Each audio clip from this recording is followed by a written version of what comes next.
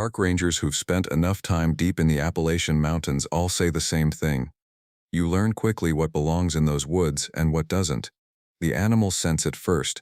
Dogs sense it. And even experienced rangers know better than to ignore the silence when the mountains suddenly go still. If you're new here, don't forget to like, subscribe, and drop your thoughts in the comments. Welcome back to Mr. Hex. And thank you for all the support and the stories you keep sending in. My name is Daniel Reese. I am 38 years old. I have worked for the United States Forest Service for 14 years, the last 9 of those as a backcountry ranger assigned to the Pisgah National Forest in western North Carolina. My primary district covers the southern half of the Shining Rock Wilderness and the high country east of the Blue Ridge Parkway, between roughly 5,000 and 6,500 feet of elevation. I hold current Wilderness First Responder Certification S-130 and S-190 Wildland Fire qualifications, and I am one of 3 rangers on our district trained in technical low-angle rope rescue. I am writing this down because I have been asked to, and because the official incident report I submitted on October 25th omits roughly 40% of what I observed during the patrol it describes. I do not know whether what I omitted should have been included. I am not sure it would have changed anything if it had been. The assignment came down on the morning of October 16th. Ben Witt, who normally runs the Section 7 loop out of the old Butt Knob cabin, had been put on medical leave for what his wife described over the phone as a kidney thing. Witt is 51 and refuses to take time off unless his body forces the matter, so the leave was likely overdue. The district was already understaffed for the season. Peak leaf peeper traffic was tapering off, but we still had hunters moving through the bear sanctuary boundary, and one of our seasonal hires had left for graduate school in early September without giving the proper notice. My supervisor, a woman named Tricia Marlowe, asked me on the phone if I could cover Witt's rotation through the end of the month. The rotation is 8 days. I had finished my own 4-day patrol 2 days earlier and was nominally on standby. I said yes. Marlowe drove out to my cabin at the district office that afternoon to hand off Witt's notebook and the radio he uses, which is an older Motorola model that has been kept in service because Witt prefers it. The notebook is a standard green write-in-the-rain field book, 3 by 5 inches, with about half its pages already filled. Witt's handwriting is small and slanted heavily to the right. His entries follow a consistent format: date, time, GPS coordinates if relevant, weather, observations, and at the bottom a 1-line summary of conditions. I read through the last 2 months while Marlowe sat at my kitchen table drinking coffee. There was nothing unusual in any of it. He had noted a section of the Art Loeb Trail north of Tennant Mountain where a switchback had been washed out by August storms and needed maintenance scheduling. He had noted bear scat on the Evester Gap Fire Road on 3 separate occasions. He had noted that the spring near the old Butt Knob cabin was running clear but slower than usual, possibly from the dry September we had. None of this was the kind of thing that requires a flag. Marlowe and I went over the patrol map. Section 7 covers a roughly 7-mile by 5-mile rectangle of high-elevation terrain bounded on the west by the Blue Ridge Parkway, on the south by Highway 215, on the east by a ridge spine that includes Black Balsam Knob, Tennant Mountain, and Grassy Cove Top, and on the north by an unmaintained Forest Service road that descends toward the east fork of the Pigeon River. Within that rectangle there are approximately 22 miles of marked trail, 4 backcountry campsites, 2 ranger shelters including the old Butt Knob cabin, 1 decommissioned fire lookout footprint on Tennant Mountain that is still listed on some older maps, and several miles of overgrown logging trace from the 1920s that the service no longer formally tracks. There are also 4 registered springs and 1 creek of any size, Greasy Cove Prong, which runs roughly northeast and feeds into the larger drainage below. The cabin itself sits at 5,740 feet, on a small flat shelf below the western shoulder of Old Butt Knob, about 9/10 of a mile off the Art Loeb Trail by an unmarked spur. The service built it in 1953 as a snow survey base and converted it to a ranger overnight in the late 70s. It has 2 rooms, a wood stove, 4 bunks, a propane lantern, a hand pump that does not always produce water in dry months, and a metal roof that develops a rust patina every few years that the service repaints when budget allows. It was last repainted in 2022. I have stayed in it 6 times over my career, always as a relief patrol, and Witt has stayed in it more than 200. He prefers it to the office. I left my own house at 5:15 on the morning of October 18th. The drive from Brevard to the trailhead at Black Balsam Parking takes about 45 minutes by way of the parkway. But the parkway was closed at Beach Gap for overnight ice, so I took the longer route through Rosman and up Highway 215. The temperature at my truck's gauge read 32 degrees Fahrenheit when I left and 29 when I parked at the trailhead at 6:40. The sky was the pale, washed gray that often precedes a clear day in late October, and there was frost on the grass at the edge of the parking area but not on the road surface. I logged the conditions in my own notebook before I locked the truck. I was carrying a standard 8-day pack, 65 liters, 43 pounds with water. The pack list is the same one I have used for years, with seasonal adjustments. A 4-season tent that I never set up unless conditions force me out of the cabin, a down sleeping bag rated to 15 degrees, a bivvy, a small alcohol stove, and 2 fuel canisters, 6 dehydrated meal packets and 12 Cliff Bars, a half pound of salted almonds, which Wit makes fun of me for, a water filter, 2 1-liter Nalgene bottles, a folding saw, a small first aid kit, the contents of which I check before every patrol and which I had checked the previous afternoon, a spare base layer, a spare pair of wool socks, 2 pairs of gloves at different weights, a wool hat, a buff, a waterproof shell, insulated overpants, my standard duty belt with radio, pepper spray for bears, multi-tool, headlamp, spare batteries, GPS receiver, compass, and a small notebook of my own in addition to Wit's. I was also carrying my service sidearm, which is a Glock 19 that I qualify with annually and have never drawn in the field. I shouldered the pack at 6:52 and started up the Art Loeb Trail toward Black Balsam Knob. The temperature was still below freezing. The trail was hard underfoot, with frozen mud crunching under my boots in a way that felt loud in the early morning.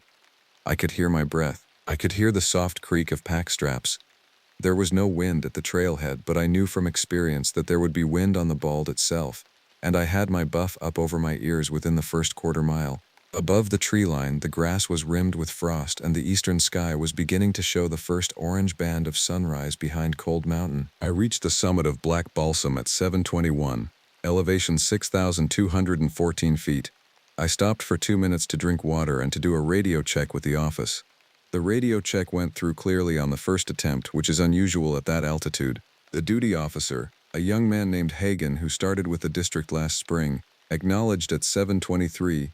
I gave my position, my heading, and my estimated arrival at the Old Butt Knob cabin as 1500 hours. Hagen confirmed and signed off. I logged the check-in in Wit's notebook because the rotation required that I keep his notebook current as well as my own, and I dropped back down off the summit into the wind shadow on the north side and continued north along the ridge toward Tennant Mountain. The first 3 hours of the patrol were uneventful and quiet in the way that high Appalachian ridgelines are quiet in late October. The wind picked up to maybe 15 miles an hour by the time I crossed Tennant. I could see the Cold Mountain ridgeline to the north and the shining rock cliffs to the northeast, and the leaves below 5,000 feet were the dark orange and rust color that follows the bright peak by about a week. There were 2 day hikers on the trail south of Tennant who I exchanged brief greetings with, and a hunter at the Ivester Gap Junction who was wearing the orange vest the regulations require and who asked me whether I had seen any bear sign on the ridge. I told him I had not, which was true. He thanked me and continued downhill toward the Gap Road. After he was out of sight, I noted his presence in the notebook with the time and the location. I reached the Old Butt Knob cabin at 14:48, 12 minutes ahead of my estimate.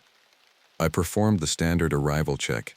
The padlock on the door was intact and showed no signs of having been forced. The combination is changed quarterly and is known only to district personnel and the regional office.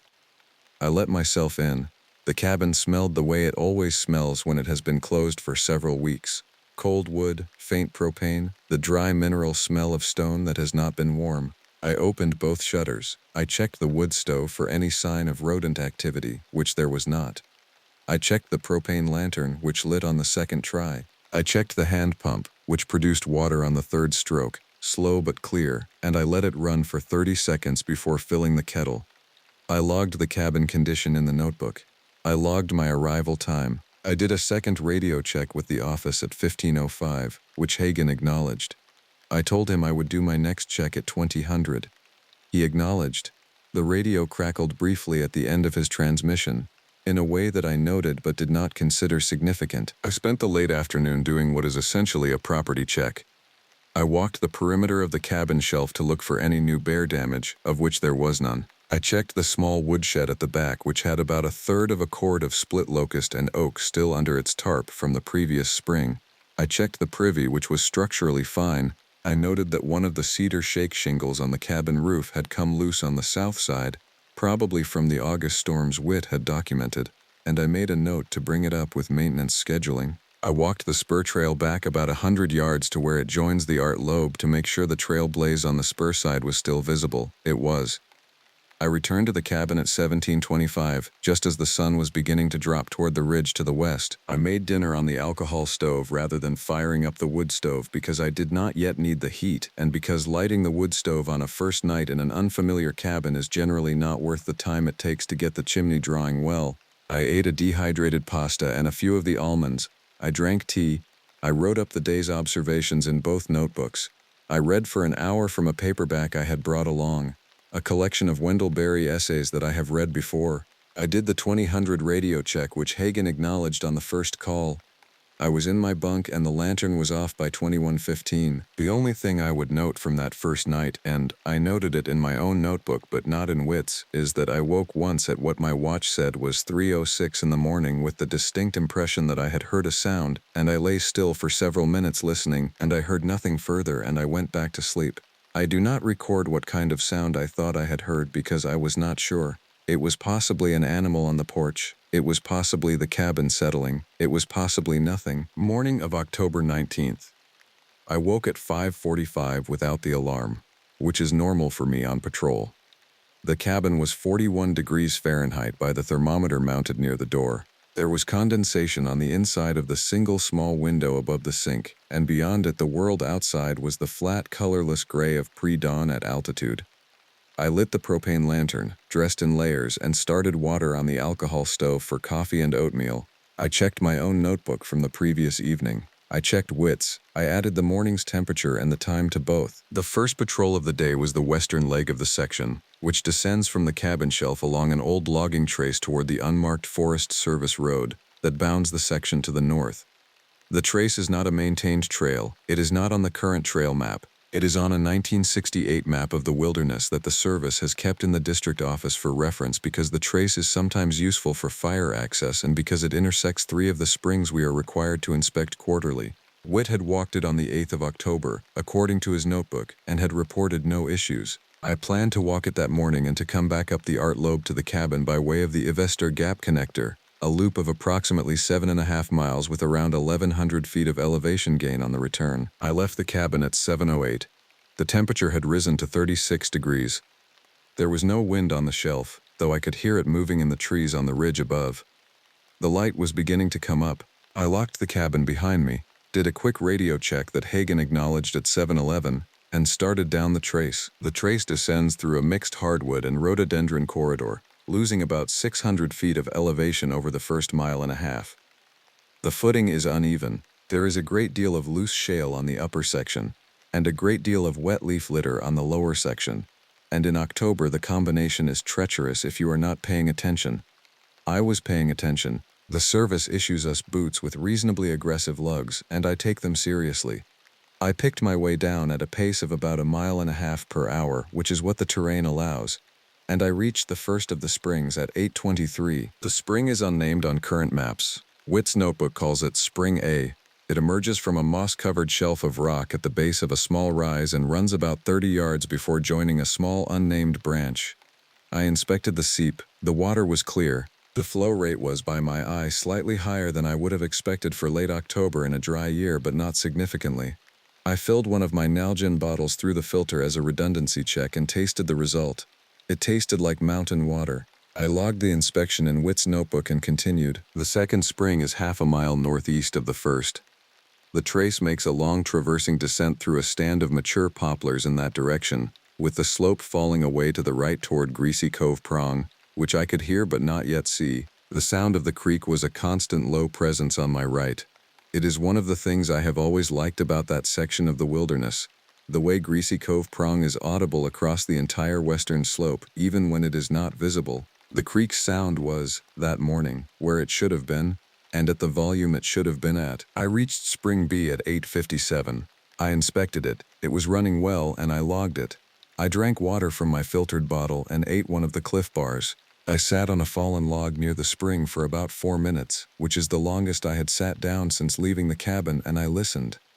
The forest around me was full of the small sounds of an Appalachian morning in late October. I could hear a downy woodpecker working somewhere above me to the east. I could hear a few late-season cicadas that had not yet been killed by the frosts. I could hear leaves dropping. I could hear the creek. I could not hear anything that did not belong. At 9:03 I shouldered the pack and continued. The trace from Spring B to the third spring runs almost due north for about 3/4 of a mile, descending another 200 feet to a low point near where the trace would in theory intersect the Forest Service Road. I say in theory because the Forest Service Road in question has been overgrown for at least 15 years and is in practice indistinguishable from the surrounding forest unless you know where to look. The trace also fades in places. There are sections where the original cut is still visible because the older trees were never replaced, and there are sections where the underbrush has reclaimed everything and you have to follow a series of small cairns and old hatchet blazes on poplar trunks to keep oriented. Whit knows the trace by heart. I do not. I was navigating with the map, the compass, and the GPS and checking my position every 15 or 20 minutes. I reached Spring C at 10:11. The spring inspection went normally. I logged it. I drank. I checked my position on the GPS, which showed me at the coordinates the map predicted, give or take 20 feet, which is within the unit's expected accuracy. I checked the compass. I checked my watch. Everything was in order. The return leg of the loop went up the trace another 3/4 of a mile to a saddle, where the trace meets an old fire road that climbs back up to the Ivister Gap connector. The fire road is steeper than the trace and has a tendency to gully out in heavy rain. It was that morning in reasonable shape, with only a few small washes from the August storms. I climbed at the pace the gradient allowed, which was about a mile per hour. I was sweating by the second switchback in spite of the cold. I took the shell off and stowed it in the pack's lid pocket. I drank water. I kept climbing. I reached the Ivister Gap connector at 11:42 and the old Butt Knob cabin at 13:06.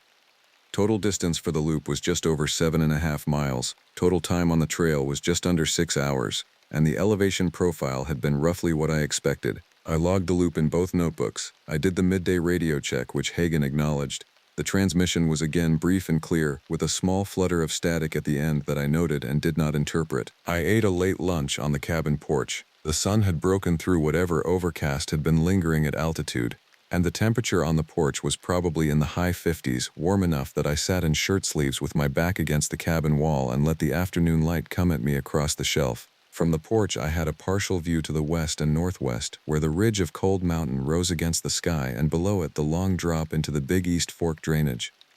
There were no aircraft in the sky. There were no contrails. There was no traffic noise from the parkway because the parkway is far enough away and screened enough by terrain that it does not, generally, intrude. I sat on the porch for about 35 minutes. It was, for that brief stretch, almost certainly the most pleasant afternoon I would have on the rotation.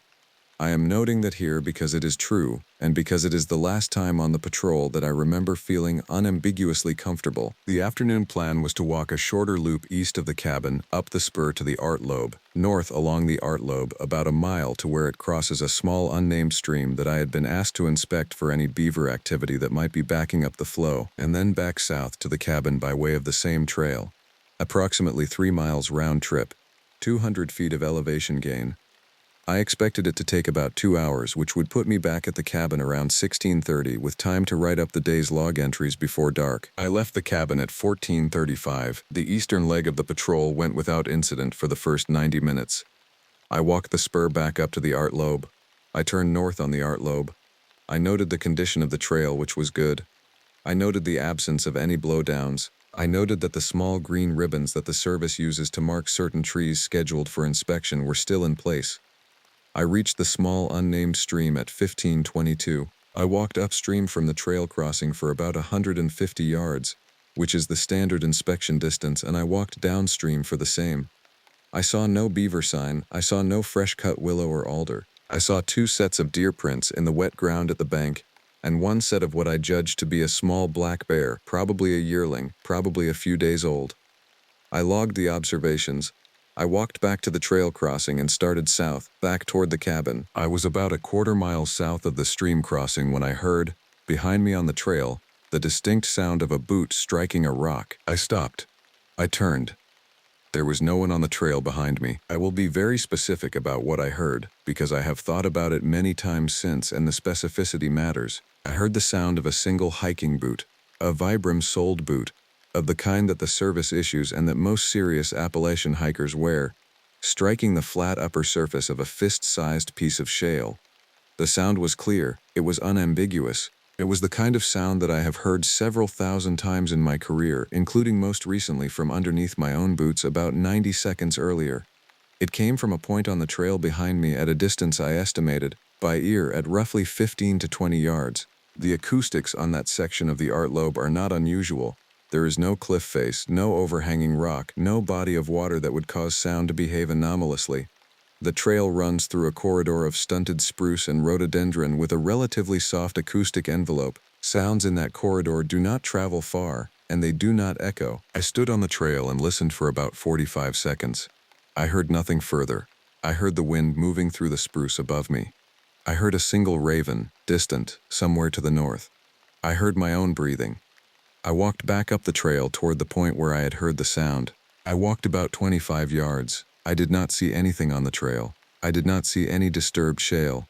I did not see any boot prints other than my own, which were going in the opposite direction. The ground in that section was a mixture of wet leaf duff and small loose rock, and a boot would not necessarily have left a mark, but the absence was nevertheless something I noted. I considered the possibilities. The most likely explanation by some margin was that I had heard a sound from much further away than I had estimated, and that the corridor's acoustics had compressed the apparent distance. The second most likely explanation was that I had heard something fall, a piece of bark, or a frozen branch, or a small piece of ice melting off a high branch and striking shale in a way that imitated a boot strike. The third most likely explanation was that I had misidentified the sound entirely, that what I had heard had not been a boot strike at all, and that my mind had assigned a familiar interpretation to an unfamiliar sound. All three of these explanations were plausible. I selected the first because in 14 years of fieldwork I have heard a great many sounds at a great many distances, and the only category of sound that I am confident enough about to estimate distance for is, in fact, the sound of a boot on rock. I waited another 2 minutes on the trail. I called out, loudly, "Forest Service, anybody on the trail?" There was no answer. I had not expected one. I noted the absence. I continued south toward the cabin. I reached the cabin at 16:41, 6 minutes later than I had originally estimated. I logged the patrol in both notebooks. In Witt's notebook I noted the trail conditions, the absence of beaver sign at the stream crossing, and the small bear track. In my own notebook on a separate page I wrote down the time and circumstances of the boot strike sound. I did not log it in Witt's notebook because Witt's notebook is, in practice, an official record, and a single anomalous sound is not the kind of observation that belongs in an official record. I logged it in my own because I have a habit, when something does not quite fit, of writing it down somewhere I can find it later. I did the 1700 radio check. Hagen acknowledged. The static at the end of his transmission was, I thought, slightly more pronounced than at midday, but the band was clear enough overall that I did not flag it. I made dinner. I ate. I read for an hour. I wrote up the day. I did the 2000 check. I went to bed at 21:30. I did not wake up that night. Or if I did, I do not remember. October 20th. Cold. The thermometer outside the cabin read 28 degrees Fahrenheit when I checked it at 5:50. There was hard frost on the porch boards and on the railings. The wind had picked up overnight, and I could hear it moving through the spruce above the cabin shelf in long, irregular gusts. The sky when I stepped out to use the privy was a clear, cold blue with no cloud at all and the kind of high-altitude clarity that often follows a dry, cold front. I lit the wood stove that morning rather than relying on the alcohol stove for warmth. The locust under the tarp was well seasoned and the chimney drew well on the first attempt. Within 20 minutes the cabin had risen to the high 40s, and I was able to sit at the small table near the window with my coffee and my notebooks and plan the day's patrol without my breath fogging in front of me. The day's plan was the eastern leg of the section, which is the longest of the 4 legs I had laid out for the rotation. It would take me from the cabin up the spur to the art lobe, north on the art lobe to a junction with an unmaintained side trail called the Old Lookout Trail, which climbs to the decommissioned Fire Lookout footprint on Tennant Mountain, and from there along the ridge spine east-northeast for approximately 3.5 miles to a high point that overlooks the upper reaches of Greasy Cove Prong. The plan was to inspect a section of trail that had been damaged by a small landslide in the spring, photograph the current condition, and return the same way. The total distance was approximately 9.5 miles. The total elevation gain was around 1,400 feet. I expected to be out for most of the daylight available. I left the cabin at 6:57. The sun had not yet cleared the ridge to the east, and the trail was still in shadow. The frost on the ground was hard enough that my boots made a distinct crunching sound with every step, which I noticed because it was loud enough to be the only sound in the immediate vicinity. The wind, which had been audible on the cabin shelf, was less audible inside the spur corridor. I made the Artlobe Junction at 7:14, turned north, and did a radio check with the office. Hagen acknowledged at 7:16. The static at the end of his transmission was, I noted, more pronounced than the previous evenings. I asked him to repeat his sign-off. He repeated it. The repetition came through clearly. I noted the exchange in my notebook and continued. The Artlobe between the Spur Junction and the Old Lookout Trail Junction is a stretch of about 2 miles along a ridge that varies between 5,900 and 6,100 feet in elevation. It is exposed in several places where the trail crosses small balds and sheltered in several other places where it descends into spruce fir saddles. The wind was steady out of the northwest at what I judged to be 20 to 25 miles per hour, occasionally gusting harder. The temperature with the wind chill was below 20. I had the buff up over my face for most of the ridgeline sections. I reached the Old Lookout Trail Junction at 8:41. The junction is marked with a wooden service sign that has been there since at least the mid-80s, and which reads, Tennant Mountain Lookout, 0.7 mi in routed letters. The 0.7 mile distance refers to the lookout footprint, not the lookout itself, which was removed in 1973. The trail to the footprint is a narrow, eroded single track that climbs through dense rhododendron for the first quarter mile and then breaks out onto the open grass and rock of the Tennant Summit Ridge. I had walked it twice before, once with Witt several years earlier on a joint patrol and once on my own during a relief rotation in 2021. I started up the lookout trail at 8:43. The rhododendron tunnel section was unremarkable except for the fact that the wind, which had been steady on the Artlobe, became almost silent inside the tunnel. This is not uncommon. Dense rhododendron is an extremely effective windbreak. What I noticed was that the silence inside the tunnel was not just an absence of wind, but an absence of nearly every other sound as well. I could not, for that stretch of about a quarter mile, hear any birds. I could not hear any creek noise, though I knew that Greasy Cove Prong was somewhere down to the north below me. I could not hear my own footsteps with the clarity I would have expected, because the trail surface in the tunnel was soft duff and absorbed most of the sound. I could hear my breathing. I could hear the rustle of the pack straps against my shell. I could hear the small mechanical sound of my watch when I lifted my wrist to check the time. This level of silence is not, in itself, anomalous. Rhododendron tunnels are quiet. What I noted in retrospect was the duration. I was inside the tunnel for approximately 7 minutes, by the watch. I do not recall ever having spent 7 minutes in a tunnel of that kind without hearing at least one bird call or one squirrel or one shifting branch overhead. On the other hand, I have not, as far as I know, ever timed 7 minutes in such a tunnel, so I do not know whether the experience was unusual or whether I had simply never paid attention before. I broke out of the rhododendron at 9:06. The summit ridge of Tennant opened up in front of me. Short grass, granite outcrops, a low band of weathered hawthorn on the leeward side, and the eastern view all the way across to the Black Mountain Range 15 miles distant. The wind on the summit was much stronger than it had been on the Artlobe. I estimated it at 30 miles per hour sustained.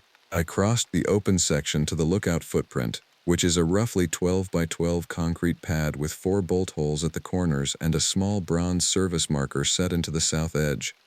I logged my arrival at 9:14. The lookout footprint has no purpose anymore except as a navigational landmark and as a place where rangers, by long habit, will sometimes stop to take radio checks because the elevation gives a clear line of sight to the office repeater. I did a radio check there at 9:16. Hagen acknowledged. The transmission was clear in both directions. I noted the check in the notebook. I sat on the concrete pad for a few minutes, in the lee of one of the granite outcrops, and drank water and ate a Cliff Bar. From the pad I had an excellent view of the ridge ahead, running east-northeast toward the high point above Greasy Cove Prong. The ridge was open grass and rock for the first mile, then dropped into a saddle with a band of spruce, then climbed again to the high point. I could see with the naked eye the entire route. I could see, at the high point, the small cairn that service personnel had built at some point in the past as a navigational reference. I could see the upper edge of the spruce band in the saddle. What I could not see, and what I would have expected to see, was any movement. The Tennant Ridge in late October is not usually empty of life. There are ravens, there are sometimes peregrines, there are deer occasionally, though usually lower. There are juncos in the grass. I sat on the pad for about 6 minutes and watched the ridge and saw nothing move that was not the wind moving the grass. I do not want to overstate this. I was not yet treating it as significant. Ridges in late fall are sometimes quieter than ridges in early fall. The cold front had been hard the previous night and may have temporarily pushed birds to lower elevations. I noted the absence and I started walking east-northeast along the ridge. The first mile, across the open grass, went normally. I made the saddle at 9:58. I entered the spruce band. The wind dropped almost immediately. The light dimmed. The temperature, in the shadow of the trees, felt several degrees colder than the wind chill on the open ridge, though I knew the actual temperature was probably the same. I followed the faint trail through the spruce. There is no marked trail on the Tennant Ridge east of the lookout footprint, only a faint use trail that service personnel and a handful of knowledgeable hikers have established over decades. About 2/3 of the way through the spruce band, perhaps 400 yards into it, I heard, ahead of me on the trail, the sound of something moving through brush. I stopped. I listened. The sound continued for several seconds, a low, irregular rustling, the kind of sound a medium-sized mammal would make moving through dense ground cover. It was at a distance of, I estimated, 60 to 80 yards. It was, by ear, ahead of me and slightly to the left, which would have put it on the north side of the ridge, in the dense growth above where the ridge fell off toward Greasy Cove Prong. It stopped. I waited. I waited for about a minute. I heard nothing further. The most likely explanation was a bear. The second most likely was a deer. Both are common on that ridge, and either would account for the sound. I considered briefly whether to alter my route. Service protocol for an audible but unseen bear at less than 100 yards is to make noise and to continue if the bear shows no sign of approach, or to withdraw if it does. I made noise. I called out, loudly, "Hey bear!" The sound did not resume. There was no response. I waited another full minute and then continued. I moved slowly. I kept my eyes on the brush to the north side of the trail, where the sound had originated. I saw nothing. I passed the apparent location at 9:55. I noted the time because it had taken me significantly longer than I would have expected to cover the distance, given that I had moved slowly. I checked the brush on the north side for any sign of disturbance as I passed. I saw none. No fresh tracks, no flattened understory, no droppings, no hair on the rhododendron, nothing. This was the first thing I noted in Witt's notebook as well as my own, because while a single anomalous sound is the kind of thing I keep to myself, the audible movement of a large animal in a section where no sign of that animal exists is the kind of observation that the service wants documented. I wrote in Witt's notebook, odd, movement N. Side of ridge, Mama 70 EDAS ahead 0951-0953, vocal challenge no response, inspected area at 0955 no track or sign. I did not include in either notebook what I would later realize, which was that the soundscape of the spruce band had been completely silent in the moments before I heard the rustling, and had remained completely silent after the rustling stopped. There had been no other animal sounds in the band that morning at all. I cleared the spruce band at 10:11 and started up the final climb to the high point. The wind picked up again as I came back onto open ridge. The high point was visible ahead, perhaps half a mile, and the cairn was clearly silhouetted against the sky. I reached the cairn at 10:33. I logged my arrival. I inspected the section of trail that had been damaged by the spring landslide. It had degraded slightly since the last inspection but was still passable, and I photographed it with the small service-issue digital camera I was carrying. I logged the photographs. I did the 1100 radio check. Hagen acknowledged. There was static at the end. I did not comment on the static. I ate lunch in the lee of the cairn.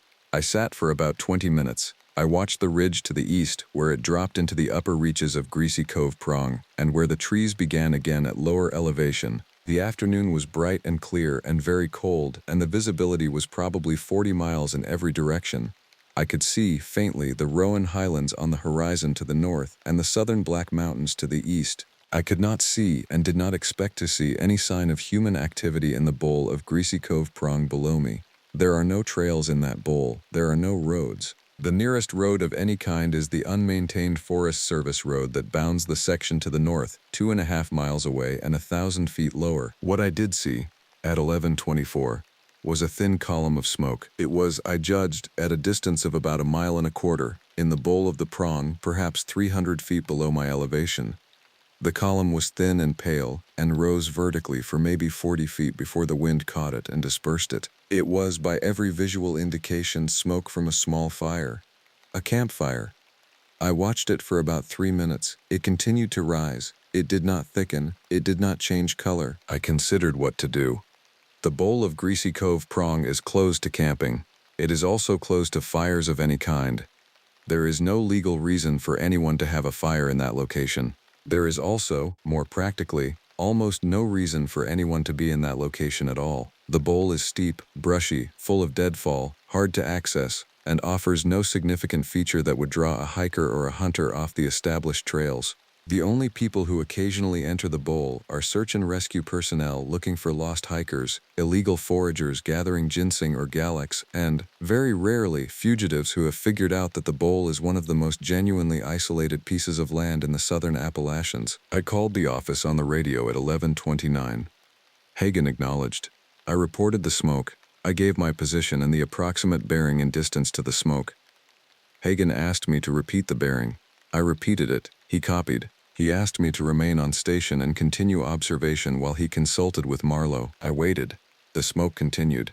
I watched it through the camera's zoom function, which allowed me to confirm that it was a clean column with no visible flame at its base, consistent with a small contained fire rather than a wildfire. I could not see anyone near it.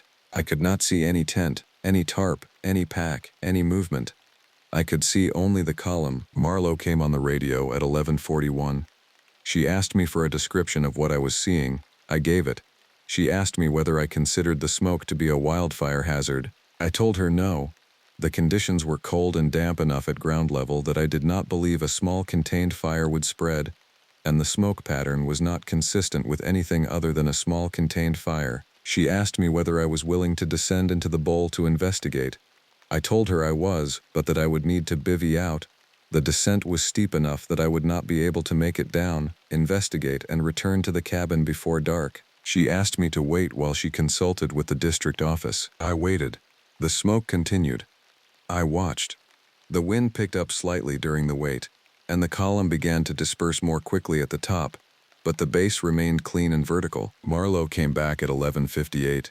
She told me that the district office had asked me not to descend alone. The bowl's isolation was, as I knew, exactly the kind of terrain in which an unaccompanied investigation could go very wrong, and the district was not willing to risk a single ranger on what might be nothing more than an unpermitted bushcrafter. She asked me to continue observation until 1300, to log the location as precisely as I could, and to return to the cabin.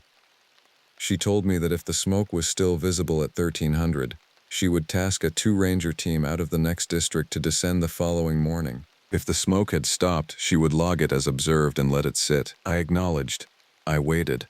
I watched the smoke. At 12:22, the smoke stopped. It did not gradually diminish. It did not thin and disperse over the course of several minutes. It stopped. 1 second there was a column of smoke rising from the bowl, and the next second there was not. The wind did not change. The light did not change. Nothing visibly changed in the bowl. The column was simply there, and then it was not. I watched the location for another full 10 minutes. The smoke did not resume. I saw no movement at the source. I saw nothing that indicated the fire had been extinguished by any deliberate human action. No figure walking away from the site. No movement of any kind. I would have expected, in the case of a deliberate extinguishment, to see at least some indication of activity, even at that distance. A person kicking dirt onto a fire. A person standing up and moving. Something. I logged the cessation at 12:22 in both notebooks. I called Marlowe back. I told her the smoke had stopped and described the manner in which it had stopped. She was quiet for a moment on the radio. She asked me to repeat that it had stopped abruptly. I repeated it. She acknowledged. She told me, after a pause, to return to the cabin, to log what I had seen, and to call her if I saw anything further from the cabin shelf, which has no view of the bowl. I started back at 12:36. The return trip across the ridge, through the spruce band, across the open grass, and down past the lookout footprint and back along the art lobe went without further incident. I made a point of stopping in the spruce band at the location where I had heard the rustling that morning, and I listened for several minutes, and I heard nothing. I reached the Art Loeb Spur Junction at 15:52, and the cabin at 16:06. I logged the day. I made dinner. I ate dinner. I read for 30 minutes, and then I closed the book because I had read the same paragraph 3 times without registering it. I sat at the small table near the window with both notebooks open in front of me, and I went over the day's observations as if I were writing a formal incident report. The morning patrol of the western leg had been unremarkable. The afternoon patrol to the high point had included 2 observations of interest: the audible movement in the spruce band at 0951, and the smoke in the bowl of Greasy Cove Prong observed between 11:24 and 12:22. Neither observation was, on its own, anything I had not encountered before in 14 years of fieldwork. Animals make sounds. Fires get lit and put out. People do things in the woods that they should not do. I did the 2000 radio check, Hagen acknowledged. The static at the end of his transmission was that evening more pronounced than at any prior point in the patrol, and I asked him whether he was experiencing any equipment issues at the office. He said no. He said the office radio was reading normally on his end. He asked me whether my unit was reading normally. I told him yes. We did a brief signal strength exchange in which I read his transmission at 4 out of 5 and he read mine at 5 out of 5. He suggested I do a battery check, which I did. The battery was at 78%, well within operating range. We signed off. I lay in the bunk that night and listened to the wind move through the spruce above the cabin and tried not to think about the smoke. I was tired. I went to sleep eventually. I did not wake up. October 21st.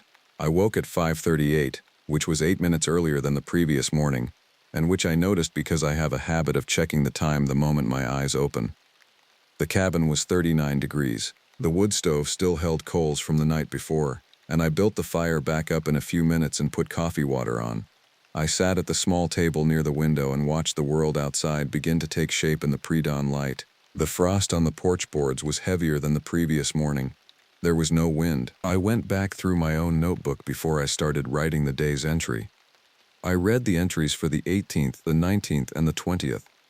I read them in order. I read them slowly. This is something I do, as a discipline, whenever I am in the field for more than 3 days. The point is partly procedural. I want to make sure the record is consistent and that I have not missed anything, and partly psychological, in the sense that I want to keep the patrol's events organized in my own head as a chronological narrative, rather than as a vague impression of accumulated days. Long backcountry rotations tend to blur the days together if you let them, and the notebook is the principal defense against the blur. I read the entries. The entries were as I had written them. The boot strike on the trail on the 19th was logged in my private notebook, with the time at 15:46. The audible movement in the spruce band on the 20th was logged in both notebooks, with the time as 9:51. The smoke observation was logged in both notebooks as beginning at 11:24 and ending at 12:22. The cessation was described as abrupt. I closed both notebooks. I drank coffee.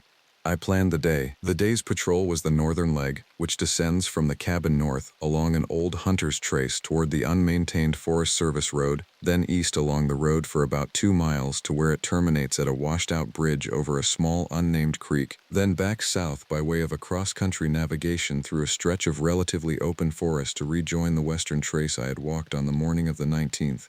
Total distance approximately 8 miles. Total elevation change, around 900 feet of descent followed by the same amount of climb. Expected duration, about 7 hours. The northern leg is the leg I was least familiar with, having only done it once before, on a relief rotation in 2021 with Witt himself, who had walked me through it as a teaching exercise. I left the cabin at 6:53. The temperature was 31 degrees. The sky was clear, the wind was negligible at the cabin shelf, but I expected it to be present on the ridge, and absent again in the lower drainage. I did a radio check at 6:56. Hagen acknowledged. The static at the end of his transmission was approximately as it had been the previous evening, which is to say more pronounced than the normal background hiss but not severe enough to interfere with the transmission. I logged the check. The hunter's trace descends from the cabin shelf along the north side of Old Butt Knob, through a stand of mature red spruce and Fraser fir, switching back twice through a steeper section, and then traversing more gently down through a transitional zone where the spruce gives way to mixed hardwood, beech, yellow birch, and the occasional cherry. The footing is generally good, with the exception of one section about half a mile down where a small spring crosses the trace and the ground is permanently boggy. I had remembered the spring crossing from the previous rotation. I reached it at 7:34. The crossing was, as I remembered it, a stretch of about 20 yards where the trace was reduced to a series of half-submerged stepping stones and small log fragments laid down by previous parties as makeshift footing. The spring itself emerged from a moss-covered seep on the uphill side and ran across the trace and down the slope to the north. I picked my way across without incident. I did, however, note something in passing that I had not consciously noted on the previous rotation. The spring was running with no audible sound. I do not mean that the sound was quiet. I mean that there was no sound. I stopped on the downhill side of the crossing, on dry ground, and I turned and I looked at the water moving across the moss and the stones, and I listened, and I could not hear it. This is, in a strict sense, possible. Water moving slowly enough across enough soft moss can be effectively silent at conversational distance. I have heard water move that quietly before, but the flow rate at that crossing was not low. It was, by my eye, comparable to the flow at Spring B on the western trace, which had been audible from at least 30 feet away. I stood on the dry side of the crossing for perhaps 2 minutes and listened, and I could hear my own breath, and I could hear, faintly, a chickadee somewhere up in the canopy above me, and I could hear the small sound of fabric on fabric as I shifted my pack. I could not hear the water. I considered the possibilities. The temperature was below freezing. It was possible that the surface of the water had begun to glaze with ice, which would mute the sound. I bent down and tested the water with the back of my hand. It was very cold. It was not frozen. The water was moving. I could see it moving. I could feel it moving when my hand touched it. I could not hear it. I noted the observation in my own notebook, with the time and the location. I did not note it in wits. I continued. The remainder of the descent to the Forest Service road went without further note. I reached the road at 8:46. The road where it intersects the Hunter's Trace is barely recognizable as a road. It is a faint linear depression in the forest floor where the original cut still inhibits the growth of mature trees. The bed of the road is overgrown with grass, blackberry, and small saplings. There are no longer any culverts or drainage features in working condition. The service maintains the road in name only. It is technically on the books as a fire access route, but in practice no vehicle has driven on it in at least 12 years, and the service's emergency plan for the section assumes any motorized response would have to come in by helicopter. I turned east on the road. I walked the 2 miles to the washed-out bridge at a steady pace. The walking was easier on the roadbed than on the trace, because the grade was gentler and the vegetation was uniform rather than rocky. I logged the conditions every quarter mile or so, noting the presence of recent deer activity, the absence of any sign of human activity, and the general state of the road's drainage features. I made the washed-out bridge at 9:41. The bridge is a structure of about 30 feet that crossed an unnamed tributary of Greasy Cove Prong.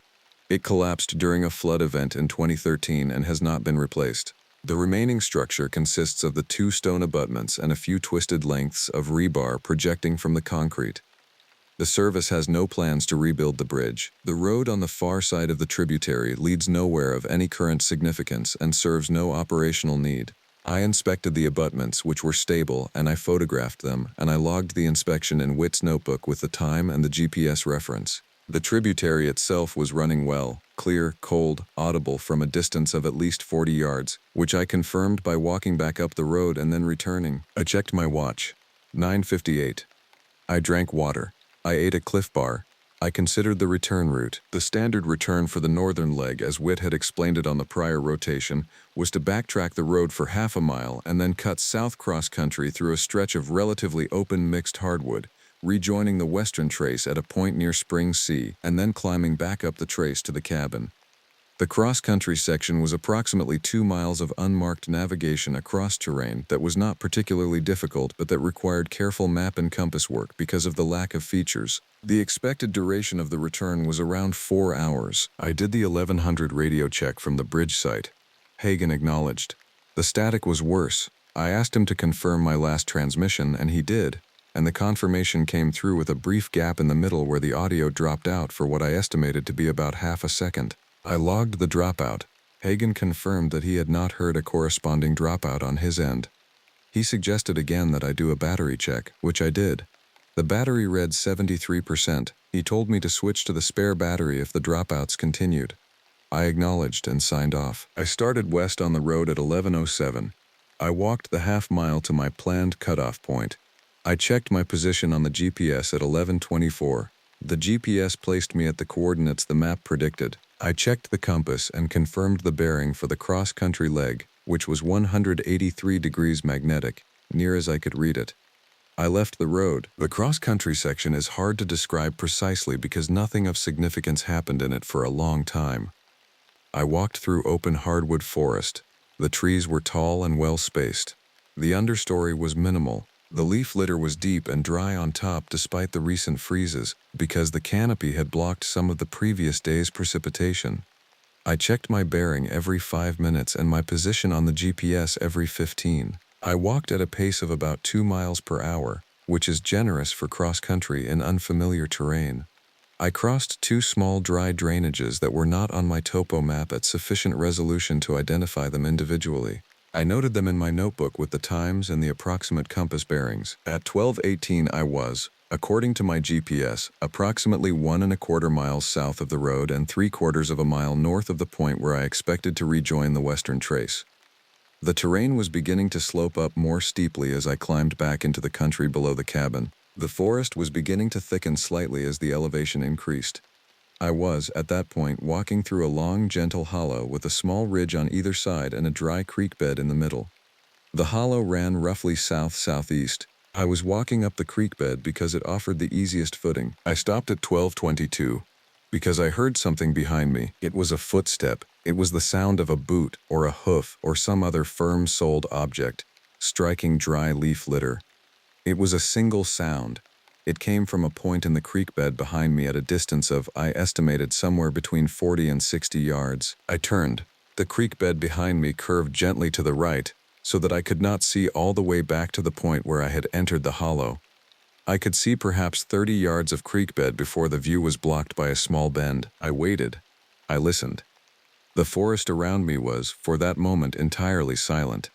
I could not hear birds. I could not hear wind in the canopy above me, though I could see the canopy moving against the sky, which meant there was wind. I could not hear any other footsteps. I could hear my own breathing, which had picked up slightly in the moments since I stopped. I waited for approximately 1 minute. I heard nothing further. I called out, loudly, "Forest Service? Anyone there?" There was no answer. I walked back down the creek bed. I walked carefully. I walked perhaps 50 yards before I rounded the small bend and could see the full length of the creek bed behind me, all the way back to the point where I had entered the hollow. There was no one in the creek bed. There was no movement in the trees on either side. There were no fresh tracks in the leaf litter except my own, which were going the other way. I checked my watch. 12:26. The sound had come at 12:22. 4 minutes had passed. I want to be precise about something here, because the precision is part of what made the observation difficult to integrate. The sound I had heard at 12:22 was, by every quality I could identify, the same sound I had heard on the Art Lobe on the afternoon of the 19th. Not a similar sound. The same sound. The same impact, the same surface, the same duration, the same apparent distance, the cadence, the way the sound rose and fell within its own brief envelope, was identical. I have, as I have said, heard a great many boot strikes in 14 years. I can distinguish between them as readily as a musician can distinguish between 2 different notes played on the same instrument. The sound on the 19th and the sound on the 21st were the same sound. I noted this in my own notebook. I did not note it in wits. I was not certain how to characterize the observation in a way that would have been useful in an official record. I wrote, in my own notebook, the time, the location as best I could give it from the GPS, and a brief description. Single boot strike, Reaver 50 YDI's rear, identical envelope to 19 Oct 1546 OBS. I continued south. I walked more slowly than before. I stopped every few minutes to listen. I heard nothing more. I rejoined the western trace at 13:14, at a point about 100 yards north of Spring Sea, which placed me roughly where I had expected to be. I logged the rejunction. I drank water. I sat on a fallen log for about 3 minutes and tried to think clearly. The thinking did not produce a useful conclusion. I shouldered the pack and started up the trace toward the cabin. The climb from Spring Sea to the cabin shelf is about 600 feet of elevation over 1.5 miles, and the trace in that section is in reasonable condition. I made the cabin at 15:57. I did the 1500 radio check 7 minutes late, at 15:07 from a point about half a mile below the shelf where I had stopped briefly. Hagen acknowledged. He noted the late check-in but did not flag it. The static at the end of his transmission was now consistently severe. I asked him if there was any update on the smoke observation from the previous day. He told me that the 2 ranger team from the next district had descended into the bowl that morning, had reached the approximate location of the smoke source, and had found no fire ring, no scorch mark, no ash, no charred wood, no sign of any fire of any kind. They had searched in a 50-yard radius from the GPS point I had reported.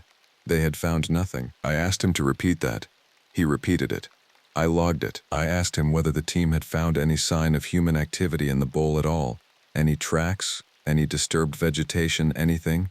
He said they had not. He said they had spent about 2 hours in the bowl and had concluded that whatever I had seen the previous day, it had left no physical evidence. He said Marlowe had asked the team to log it as an unverified observation and to close the matter unless I observed further smoke. He said Marlowe wanted to speak with me by radio at 1800 to discuss the patrol generally. I acknowledged. I signed off. I sat on the cabin porch for several minutes with the radio in my lap and tried to think about what I had been told. I want to be careful here, because the way I am thinking about the smoke now, in retrospect, is not necessarily the way I was thinking about it in real time at 15:07 on the afternoon of the 21st. In real time, the most likely explanation for the absence of physical evidence was that the smoke I had observed had been produced by something other than a campfire. There are several non-campfire sources of smoke that can occur in remote Appalachian bowls. The most common is a brush pile lit by an illegal forager and then doused as the forager moved on. The second most common, though far less likely at altitude in October, is a smoldering punky stump or a slow-burning duff fire that had self-extinguished. The third, which I had not initially considered but which I considered after hearing Hagen's report, was that I had misidentified the visual observation entirely. That what I had seen at a distance of 1.25 miles had not been smoke but some other column of light or vapor that had appeared smoke-like under the specific conditions of light and wind at the time of observation. This last possibility had become, between Hagen's report and the 1800 call with Marlowe, my working hypothesis. It is the hypothesis that I would, when asked, articulate to Marlowe. It is also the hypothesis that I would, after Marlowe and I signed off, abandon in the privacy of my own thinking, because I had in fact watched the column of smoke for the better part of an hour. I had watched it through the zoom function of a digital camera. I had observed its color, its density, its dispersion behavior, its base, its apparent thermal lift. It had been a column of smoke. It had been produced by a small contained fire, and it had stopped abruptly, and the team that descended the next day had found no evidence that it had ever existed. I did not say any of this to Marlowe at 1800. I said only that I appreciated her sending the team in, that I was glad they had found nothing, and that I would continue the patrol as planned. She asked me how I was doing. I told her I was tired but fine. She asked me whether I had observed anything else of note during the day's patrol. I considered telling her about the boot strike in the creek bed. I considered telling her about the silent water at the spring crossing. I told her instead that the road inspection had gone smoothly and that the cross-country navigation had presented no difficulties. She acknowledged. She told me to call her at 800 the following morning. She signed off. I made dinner. I ate.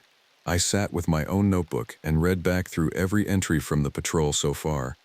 I added a few small notes I had not had time to make in the field. I did not, after some thought, add the silent water observation to Witt's notebook, because I had no reasonable way to describe it in a form that would be useful to anyone else. I added the cross-country boot strike to Witt's notebook in a brief, neutral form. 1:22. Single audible footfall in creek bed approx 50 EDI's rear. No visual contact, no track on inspection, no further sound. I did the 2000 radio check, Hagen acknowledged. The static was severe. I asked him to confirm the time of my check-in. He said 20:03. I had transmitted at 2000. The transmission had taken 3 minutes to reach him. I asked him to repeat that. He repeated it. I asked him whether his clock was synchronized with the district. He said it was. They all ran off the same NTP source. I checked my watch against the radio's clock. They agreed. He told me to do a battery check, which I did. Battery at 68%. He told me to swap batteries if the issue persisted. I acknowledged. We signed off. I sat in the cabin for a long time that night. I did not read. I did not write. I sat at the table near the window with the propane lantern turned low, and I watched the dark beyond the glass, and I tried to think clearly about what the patrol had so far produced. I went to bed at 22:14. I did not sleep well. I woke twice, once at 1:08 and once at 3:41. I do not remember what woke me either time. I do not remember whether I heard anything, or whether I simply opened my eyes and was awake. The cabin was dark. The wind had picked up outside. I went back to sleep both times. The morning of October 22nd came in with weather. I woke at 5:44 to the sound of rain on the cabin roof, which was a sound I had not heard yet on the rotation. I lay in the bunk for several minutes and listened to it. The rain was steady but not heavy, the kind of cold late October rain that often precedes a longer system in the southern Appalachians. I checked the thermometer when I got up, 33 degrees, above freezing but only barely. I went out to the privy. The world outside the cabin was hidden in fog. Visibility on the shelf was perhaps 30 feet.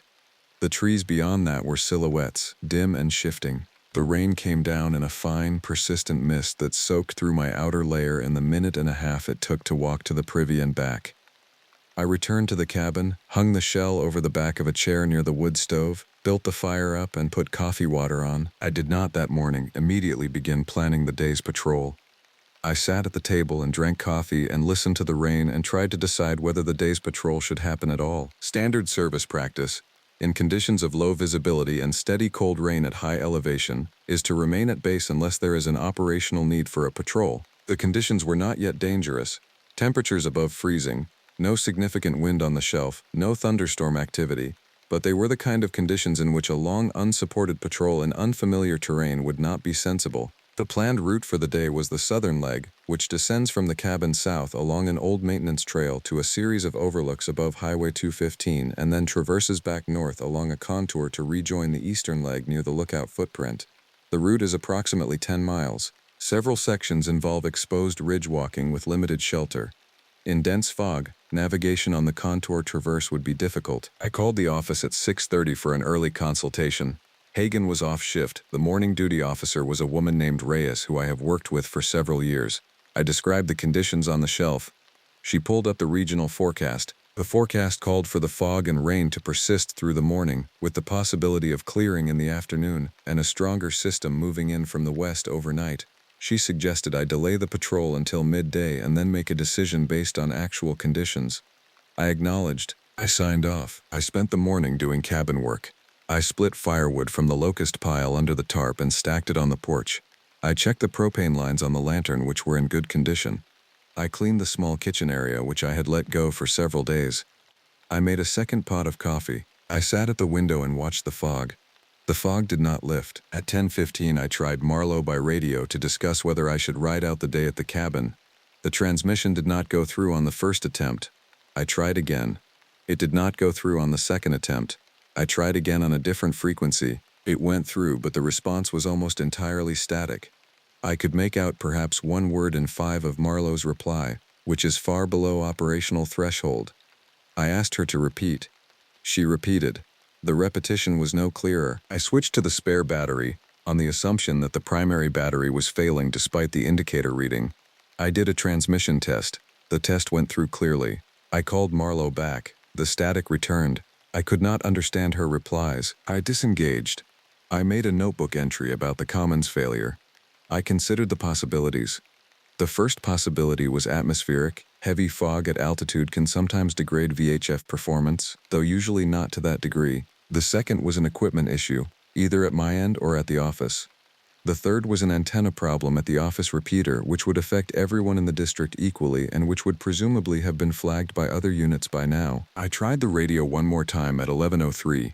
The transmission went through. Marlowe's response was clear. She told me she had been trying to reach me on the alternate frequency since 10:20 and had been unable to do so. She asked whether I had heard her attempts. I told her I had not. We agreed that I should stay at the cabin for the day, monitor the radio at the top of each hour, and re-evaluate the patrol plan in the morning. She signed off. At 11:18 I noticed that the rain had stopped. The fog had not lifted, but the precipitation had ceased. The cabin was quiet in a way that I had been unaware of while the rain was falling. I sat at the window and tried to identify what specifically was quiet about it. The wind was still moving above the cabin. I could see the upper branches of the spruce against the brighter section of fog where the sun was trying to come through. There should have been the small sounds of water dripping from the cabin roof. There should have been the small sounds of water dripping from the trees onto the duff. There should have been the small sounds of water moving in the runoff channels at the edges of the shelf. I went out onto the porch. I stood on the porch for several minutes. The drip from the roof was present, but at a much lower rate than I would have expected immediately after a steady morning of rain. The drip from the trees was present in some places and absent in others. I walked the perimeter of the shelf. The runoff channels at the eastern edge of the shelf were dry, entirely dry. The duff and the rocks in the channels were damp on the surface, but no water was moving through them. I stood at the edge of the shelf and looked down into the fog. I could see perhaps 20 feet of slope before the fog took everything.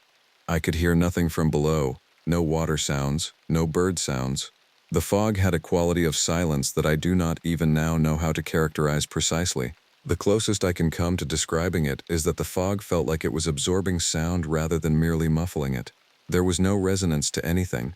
My own footsteps on the porch had sounded normal. My own footsteps on the duff at the edge of the shelf sounded as though they were being recorded with the volume turned down halfway between each step and the next. I went back inside. I sat at the table. I made notes in my own notebook. I described the silence of the fog. I described the absent runoff. I considered every reasonable explanation. The most reasonable was that the rain had not in fact been as heavy as it had sounded on the roof, that the metal roofing had amplified the sound of relatively light precipitation, and that the ground had absorbed everything before it reached the runoff channels. This was possible. The roofing on the cabin was old and resonant.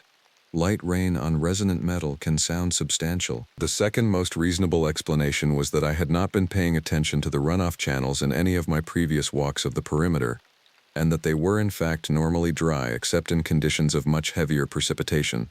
This was also possible. I had not catalogued the channel's usual behavior. The third most reasonable explanation, which I noted and then set aside, was that I was experiencing the early stages of cumulative sensory fatigue. I had been in the field for 4 days. I had slept poorly the previous night. I had been dealing with low-grade anomalous observations since the 19th. It was reasonable to consider that my perceptions were beginning to drift, and that I was now noticing things that were perfectly ordinary and assigning them anomalous significance. This third explanation was in fact the one I most wanted to believe. It would have placed the anomalies inside me rather than outside me. It would have meant that the problem was tractable. I considered it carefully. I considered the boot strike in the creek bed the previous day. I considered the audible movement in the spruce band. I considered the smoke. I considered the silent water at the spring crossing. I considered the radio static. I tried to fit all of these observations under the umbrella of sensory fatigue. I could not do it. Sensory fatigue does not produce a column of smoke that lasts an hour and stops in a single second. Sensory fatigue does not produce a footstep behind you in a creek bed and then leave no track. Sensory fatigue may degrade the radio signal in your imagination, but it does not introduce a 3-second transmission delay that the duty officer also observes. Some of the observations could plausibly be assigned to fatigue, others could not. I closed the notebook. I made lunch. I ate. I read for an hour. I tried Marlowe at 1200. The transmission was clear. We exchanged brief check-ins. She asked about conditions on the shelf. I told her the rain had stopped, but the fog had not lifted. She acknowledged. She signed off. At 14:22 the fog lifted. I want to describe this carefully because the lifting of the fog was, in itself, the most ordinary event in the world, and what made it notable was not the fog itself but a small visual observation that I made in the seconds immediately after the fog cleared. The fog had been holding at perhaps 30 to 40 feet of visibility from the cabin shelf for the entire morning. It had been a uniform gray with no variation. At 14:22, in the span of perhaps 15 seconds, the fog thinned and broke up and lifted clear of the shelf, and the view to the west opened to the full distance of Cold Mountain and the Big East Fork drainage. I was standing on the porch when it happened. I was holding a cup of coffee. In the moment the fog cleared, I saw, on the trail of the spur about 40 yards from the cabin, at the point where the spur curves out of sight behind a stand of small spruce, a figure. The figure was visible for perhaps half a second. It was by my immediate impression a person standing in the trail. I could not see clearly what the person was wearing. I had the impression of dark clothing and of a posture that was facing in my direction rather than away from it. The figure did not move in the half second that I saw it. It did not wave. It did not call out. It was simply there, and then the spruce moved slightly in a breath of wind and the figure was no longer visible. I put down the coffee on the porch railing. I went down the porch steps. I walked to the start of the spur at a measured pace. I called out, loudly, "Forest Service. Hello." There was no response. I walked the 40 yards down the spur. I came around the curve where the figure had been visible. There was no one in the trail. There were no tracks in the trail other than my own from earlier in the rotation. The duff was wet from the morning's rain and would have held an impression from any boot or hoof of any significant weight. There were no impressions. I stood at the point in the trail where the figure had been. I looked in every direction. The spur corridor was relatively open at that point. The visibility through the trees was perhaps 30 yards in each direction. There was no movement anywhere I could see. There was no person anywhere I could see. I walked back to the cabin. My pace was slower than it had been on the way out. I was thinking. I was, specifically, trying to evaluate the visual observation against the standard list of explanations. The first explanation, in order of likelihood, was that I had not seen what I thought I had seen. The half-second of visibility had been brief enough that a misidentification was perfectly plausible.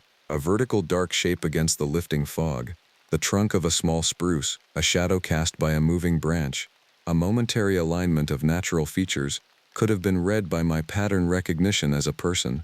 I have, throughout my career, occasionally seen things in the woods that resolved into something else when I looked again. This is normal.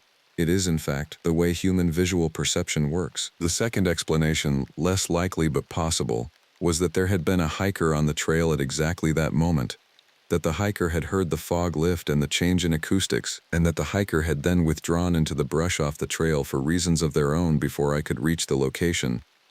This explanation required the hiker to have moved off trail without leaving a track, which the wet duff made implausible but not impossible.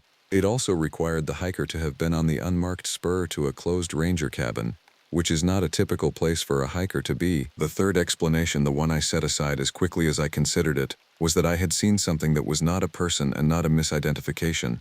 I did not have a productive way to think about this third possibility, so I did not. I made a note of the observation in my own notebook with the time and a brief, neutral description. I did not make a note in Witt's notebook. The observation was not something I could imagine articulating in an official record without sounding either unreliable or unstable. And I am, by training and inclination, neither. I went back inside the cabin. I made tea. I sat at the table with the tea and the notebook open in front of me, and I made the decision in that moment that I would patrol the southern leg in the afternoon despite the lateness of the day. I made this decision for a specific and somewhat embarrassing reason. I made it because I did not want to spend the rest of the afternoon and evening alone in the cabin. The cabin had begun to feel, in a way I could not articulate, slightly wrong. The wrongness was not specific to any particular thing about the cabin. It was a quality of the air in the cabin. It was the way the light came through the window. It was the small sounds the building made as the temperature shifted. None of these things were objectively different from how they had been on any previous day of the rotation, and yet the cumulative impression was one that I wanted to escape. I left the cabin at 15:07. The southern leg, in the 4 hours of daylight I had remaining, would not be the full 10-mile loop I had originally planned. It would be, at best, a 5-mile out and back along the maintenance trail to the first of the overlooks above Highway 215, with a return to the cabin by dusk. I called Marlowe by radio before I left. I told her the conditions had cleared and that I was going to patrol a short out and back on the southern leg. She acknowledged. She told me to be back at the cabin by 17:30 at the latest. I told her I would be. The maintenance trail descends from the cabin south along a long, gentle ridge for about 2.5 miles before dropping more steeply into the headwaters of a small drainage that eventually reaches Highway 215. The trail is wider than the spur or the western trace because it had been used for vehicle maintenance access until the late 1980s. The footing is firm. There are no significant difficulties on the trail in clear weather. I walked the first mile in 20 minutes. The fog had lifted, but the cloud ceiling was still low, perhaps 1,000 feet above me, and the light was the flat, even gray of overcast at altitude. The temperature had dropped slightly from the midday reading. The wind was light from the west. I noticed, at about 1.25 miles, that I had not heard a single bird since leaving the cabin. I stopped on the trail. I listened. I listened for perhaps 2 minutes. I heard the wind moving through the canopy. I heard faintly the distant sound of water in the drainage below me to the east. I heard my own breathing. I heard no birds. This was, on the face of it, not unusual. Cold, rainy days at altitude in late October are sometimes quiet. Birds will sometimes be silent for hours, particularly if a stronger weather system is approaching, which was forecast for that night. I noted the observation in my notebook. I continued. At 1.5 miles from the cabin, I came to a small open area where the trail crossed a low spot in the ridge and a side spur diverged to the east. I stopped at the junction to check my map and to confirm the route. I was, according to the GPS, exactly where I expected to be. According to my watch, I had been on the trail for 32 minutes. I noted, while I was standing at the junction, that the watch read 15:39. I had left the cabin at 15:07. I had walked at a steady and measured pace for what felt like, and what should have been, 30 minutes. The math added up. There was no problem with the math. What I noticed, what made me stop and look at the watch a second time, was that the math felt wrong to my internal sense of time. I would have estimated, if asked to estimate without the watch, that I had been on the trail for considerably longer than 30 minutes. I would have estimated 45 minutes, perhaps 50. I would have based this estimate on my sense of how far I had walked, on how my legs felt, on how many things I had observed and logged. I do not ordinarily have a reliable internal clock. I am not unusually good or unusually bad at estimating elapsed time. I am, like most people, capable of being off by 10 or 15% in either direction, particularly when I am tired or distracted. But 50 minutes versus 30 minutes is not a 10 or 15% error, it is a 66% error. I checked the watch a third time. 15:39. I checked the GPS. The GPS time read 15:39. I checked the watch's date display, October 22nd. I sat down on a flat rock at the trail junction and ate a Cliff Bar and tried to calibrate. The mathematical fact was that 32 minutes had elapsed since I left the cabin. The subjective fact was that my body and my memory both said that more time had passed. I made a note in the notebook. I wrote the time. I wrote, subject elapsed time estimate 45 plus min, actual 32 min. Both instruments confirm 15:39. Note state for future reference. I considered turning back to the cabin. The rest of the planned route would take me another 1.5 miles down the trail to the overlook, and another 2¾ miles back to the cabin, for a total of approximately 3 more hours given my current pace. That would put me at the cabin around 18:30, an hour after my scheduled return. I decided to turn back. The return walk to the cabin was, on the surface, uneventful.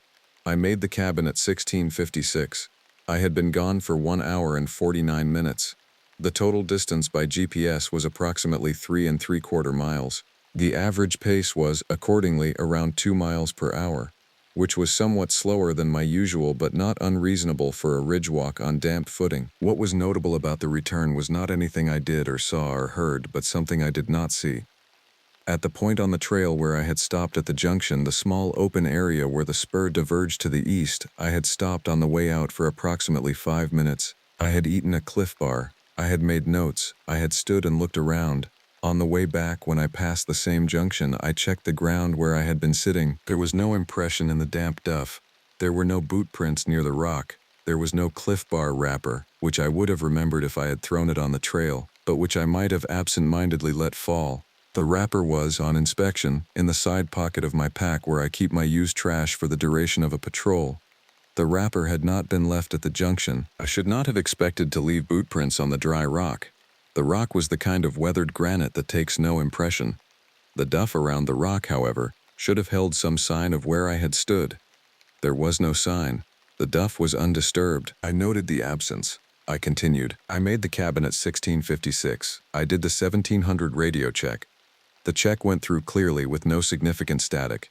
Hagen had returned to the duty desk for the evening shift, he acknowledged. I told him I was back at the cabin and signing off for the standard evening cycle, he acknowledged. I noted the lack of static. I cooked dinner. I ate dinner. I did the 2000 check. I went to bed at 21:50. I did not sleep well. I lay in the bunk and tried to think clearly. I tried to construct a narrative of the patrol so far that did not require me to abandon any of my professional commitments to rationality and procedural rigor. I tried to identify which observations should be considered confirmed and which should be considered uncertain. I tried to identify which observations could be explained by single ordinary mechanisms, fatigue, atmospherics, misidentification, and which required multiple unlikely coincidences. I came to no useful conclusion. I went to sleep eventually after midnight. I woke on the morning of October 23rd at 4:52. The waking was abrupt, as if I had been called rather than allowed to surface from sleep on my own. I lay in the bunk for a long time before I sat up. The cabin was dark and cold. The thermometer read 36 degrees, which meant the wood stove had let down further overnight than usual. There was a small sound that I could not identify. I lay very still and tried to identify it. It was, after a minute or two of listening, the sound of something striking the roof at irregular intervals. Sleet. The forecast system from the west had arrived. I got up at 5:05. I built the fire back up. I put coffee water on. I dressed in full base layers. I went out on the porch to check the conditions. The sleet was coming down at a slant from the west, fine and hard, striking the metal roof with the small sound I had heard from inside. The trees were already accumulating a thin glaze. The shelf rocks were beginning to glaze as well. The wind on the porch was perhaps 15 miles per hour from the west. The temperature was 29 degrees, 3 degrees below freezing. I called the office at 5:30. Reyes was on duty again.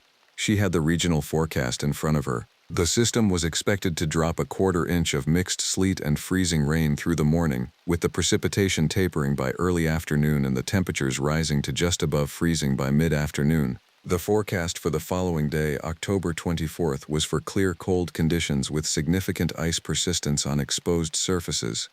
The forecast for the day after, October 25th, was for warming temperatures and clearing ice. Reyes asked me about the patrol plan.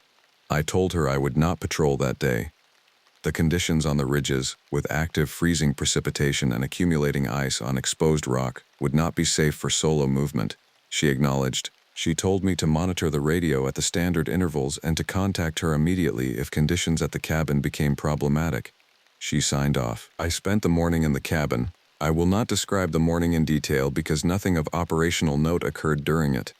I read. I split more firewood from the porch stack and brought it inside to dry near the stove. I made a second pot of coffee. I cooked a real breakfast, 2 of the dehydrated egg packets, the last of my fresh tortillas, and a few strips of bacon that I had been saving for a morning when I would have time to enjoy them. I sat at the table and ate slowly. I made entries in both notebooks. The entries were brief because there was little to log: weather conditions, equipment status, fuel reserves. I did the 1100 radio check, which Reyes acknowledged. The radio was clear. What I want to describe is the part of the day that began at 13:46. I was sitting at the table, reading the Wendell Berry collection. I had read it nearly all the way through over the course of the rotation, and I was on one of the late essays. The cabin was quiet. The sleet had tapered, as forecast, around 12:30. The wind had dropped. The cabin was perhaps 55 degrees, comfortable with the fire going. I had a cup of tea on the table next to the book. At 13:46 I heard, from somewhere outside the cabin, the sound of a radio. I want to be very specific about this because the specificity is again part of what made the observation hard to integrate. What I heard was the unmistakable sound of a Motorola handheld radio receiving an incoming transmission. The radio was, by the sound, somewhere outside the cabin. The volume was low. The radio was not close to the cabin walls and it was attenuated by the building's construction, but the sound profile was clear. I have heard that sound thousands of times in 14 years. Every service handheld radio in our region makes the same chirp then static then voice pattern when it receives a transmission. The pattern I heard was that pattern. I stood up from the table. I went to the door. I opened the door and stepped onto the porch. The world outside the cabin was, at that moment, very still. The wind had died completely. The trees were glazed with ice and silent. The porch boards were wet, but the temperature was now hovering right at the freezing point, and the wet surface was beginning to take on a thin glaze of its own. There was no movement anywhere within my field of view. There was no radio. I stood on the porch and listened for another sound. There was none. I went back inside. I closed the door behind me. I sat down at the table. I looked at the radio that was sitting on the table next to my book. The radio's display was dark. The radio was not transmitting. The radio had not received any incoming signal in the last hour, as I had been sitting 6 feet away from it the entire time. I considered the obvious explanation. The obvious explanation was that I had imagined the sound. I had been in the field for 5 days. I had slept poorly the previous night. I was alone. I was tired. I had been thinking intermittently throughout the morning about the radio static problem and about Hagen's transmission delay. It was entirely possible that my mind had conjured a familiar sound out of the silence. I made a note of the observation in my own notebook. I wrote, "Audible Motorola RX chirp pattern from outside cabin, 1346. No radio outside cabin. Own radio inactive." I returned to the book. I tried to read. I was unable to focus. I closed the book. At 14:12 I heard, from inside the cabin, the sound of a footstep on the porch. The sound was clear. It was a single footstep. It was on the porch, perhaps 3 feet from the door. The cadence of the impact was consistent with a person of substantial weight, perhaps 160 to 200 pounds, wearing a stiff-soled boot. The porch boards under the footstep made the small creaking sound they make when significant weight is placed on them. I was sitting at the table with the closed book and the cooling tea in front of me. I did not move for several seconds. I listened. There was no further sound from the porch. There was no second footstep. I stood up. I went to the door. I opened the door. The porch was empty. I went out onto the porch. I looked in every direction. The shelf was empty. The trees beyond the shelf were silent. The trail of the spur where it leaves the shelf to the south was empty as far as I could see. I called out, loudly, "Forest Service, anyone there?" There was no response. I walked the full length of the porch. I looked at the porch boards. The boards were wet from the morning's precipitation and were now beginning to glaze. They held no footprints. They held no marks of any kind. The thin glaze on the boards was unbroken across the entire surface, including the section directly in front of the door where I had heard the footstep, and including the section by the porch railing where I had set down the coffee cup the previous afternoon. The coffee cup was still on the porch railing where I had left it. The cup contained perhaps a quarter-inch of frozen coffee at the bottom. I went back inside. I sat down at the table. I will describe what I did next as honestly as I can. I took off my belt with the radio and the multi-tool, and the rest of the duty gear. I set the belt on the table. I sat for several minutes with my hands flat on the table on either side of the belt, and I tried to slow my breathing. My breathing was faster than it should have been. My heart rate was, I could feel against the inside of my own wrist, elevated. I had not at any point in the previous 5 days of patrol allowed myself to acknowledge that I was frightened. I acknowledged it then. I was frightened. This is, in itself, a thing worth saying clearly. I have been in the field for 14 years. I have been bluff-charged by a black bear. I have been caught above tree line in a thunderstorm with no shelter available within a mile. I have rappelled into a slot canyon at night to extract an injured hiker. I have stood on a burning ridge at 3 in the morning waiting for a helicopter that I was not sure was going to make it through the smoke. I have been in genuine and active physical danger many times in my career, and I have been frightened during those moments in the specific way that a competent professional is frightened, which is to say briefly, and with the fear subordinated to the task. I had not, before the afternoon of October 23rd, been frightened in the way I was frightened sitting at that table. I want to say something else about the fear, because I think the quality of the fear is important to the rest of the record. The fear was not a fear of any specific thing. It was not a fear of being attacked by something in the woods. It was not a fear of an injury or a medical emergency. It was instead a fear of the integrity of my own perception. The fear was that I could no longer trust what I was hearing. The fear was that the cabin around me was no longer reliable as a known and predictable structure, because the porch outside the door had produced a sound that should not have been possible to produce, and the porch had then refused to show any evidence that the sound had occurred. The fear was that this kind of small discrepancy was going to continue happening, and that I would have no way to evaluate any of it. I sat at the table for perhaps 15 minutes. I made no notes during those 15 minutes because the notes I wanted to make would not have been useful in any operational sense and would have only made me sound less reliable in any future review of the patrol's documentation. At 14:33 I made a decision. The decision was that I would not call the office to report what I had experienced because I could not articulate the experience in operationally useful terms. The decision was also that I would not abandon the patrol. I would complete the remaining 2.5 days of the rotation. I would document everything I observed in the private notebook in the form of a record that was, if nothing else, going to be available to me later as a check against my own memory. I would conduct the remaining patrols as planned with appropriate adjustments for weather. I would maintain procedural rigor at the cost of any other commitment, because procedural rigor was the only thing I had left that was reliable. I made the decision. I wrote it down in the private notebook in a single sentence. Will complete rotation. Will document. Will adhere to protocol. Will not call out. I put the belt back on.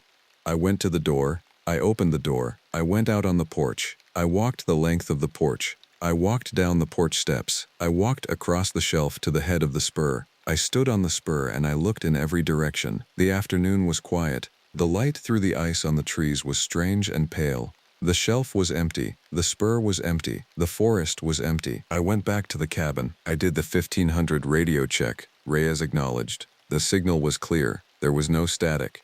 The exchange was brief. I made no mention of the day's observations to her, except to report that conditions at the cabin had stabilized and that I would patrol the eastern leg the following day if the ice cleared. She acknowledged. She signed off. I made dinner. I ate. I did the 2000 radio check. The radio was clear. I sat at the table for a long time after the 2000 check.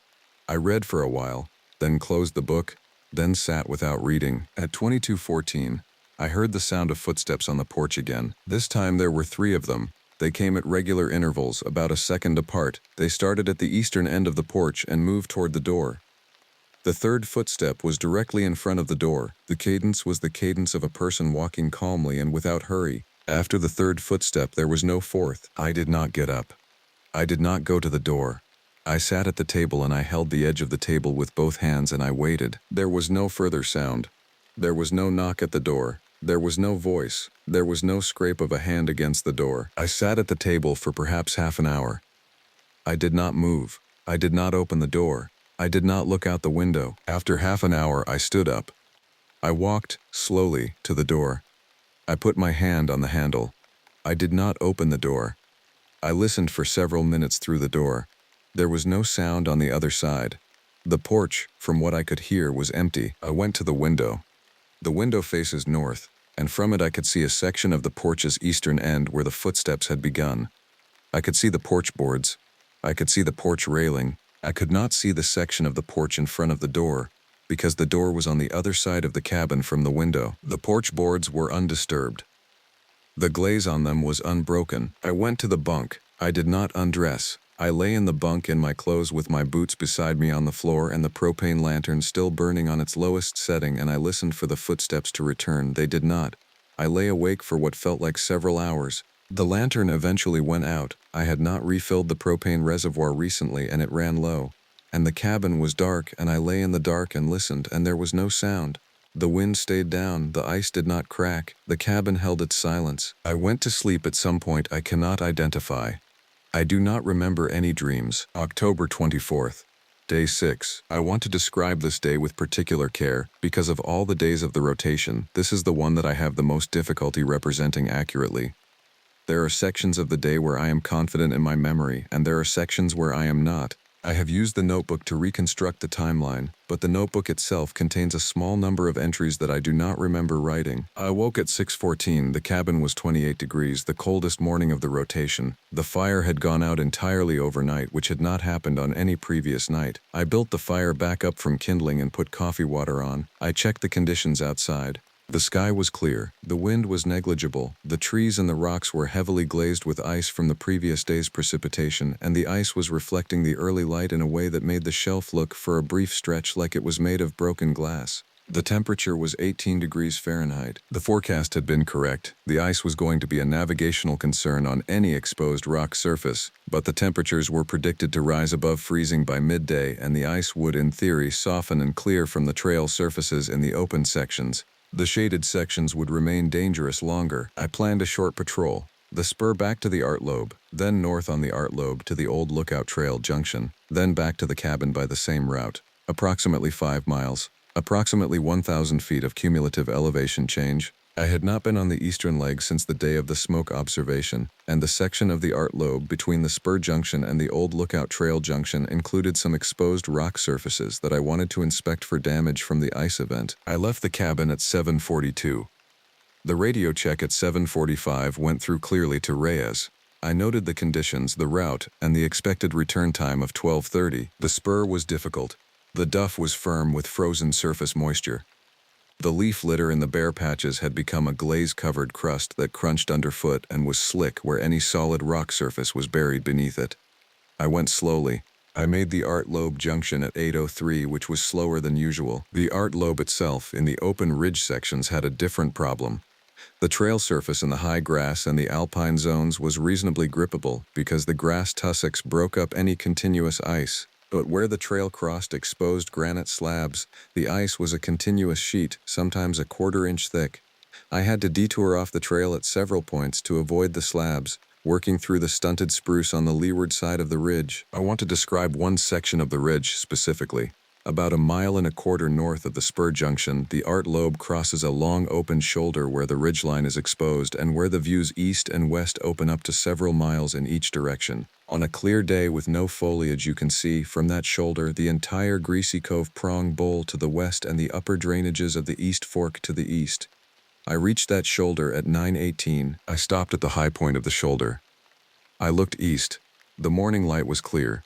The visibility was perhaps 40 miles. The valleys below me were full of the low silvery mist that often forms in clear, cold conditions, but the mist was settled into the lowest contours, and everything above 2,000 feet of elevation was visible in detail. I looked west, toward the bowl of Greasy Cove Prong. I want to say first that the day was very clear, that I had taken off my sunglasses to scan for ice damage on the spruce, and that my eyesight is corrected to 20/20 by contact lenses which I was wearing. I saw, in the bowl of Greasy Cove Prong, at a distance I estimated as approximately 1.5 miles, a thin column of smoke. The column was, in every respect, identical to the column I had observed on October 20th.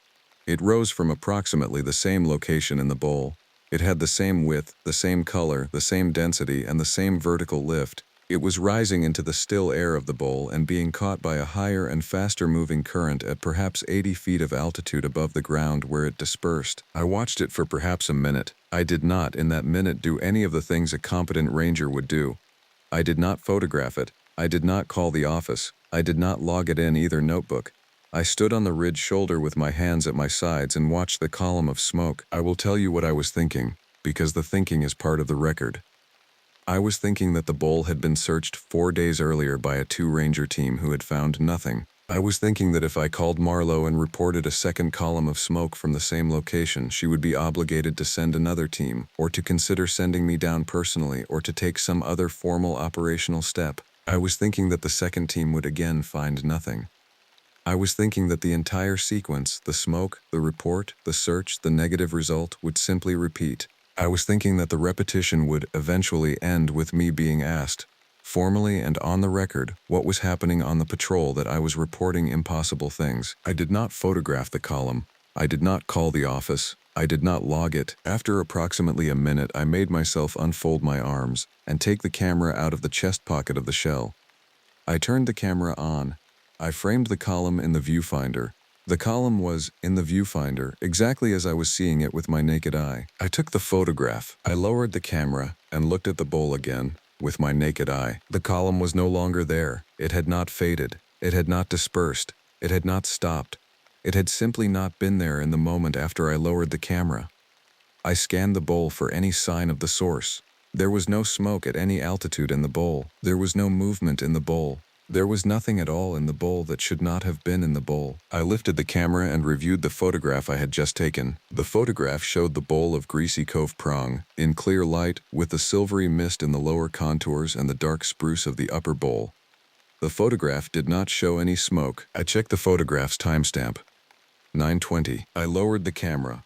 I sat down on a flat rock at the side of the trail. I sat there for some period of time that I cannot precisely identify because I did not look at my watch, and the notebook entry I made afterward gives a time of arrival at the next trail point that does not seem consistent with the time I had on the watch when I left the rock. I want to describe my thinking during the time on the rock, although I am aware that the thinking does not necessarily make sense to anyone who has not been in the position I was in. I was, while sitting on the rock, attempting to determine whether the smoke had been a hallucination or whether the photograph had failed to capture it.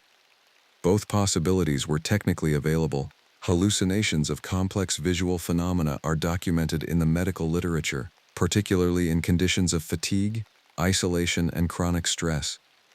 I had been under all three conditions for several days. The fact that the smoke had appeared identical to the smoke from the 20th, including its location and the abruptness of its disappearance, could be read as evidence that I was constructing an internally consistent perceptual narrative that did not correspond to external reality. On the other hand, the camera had not captured the smoke.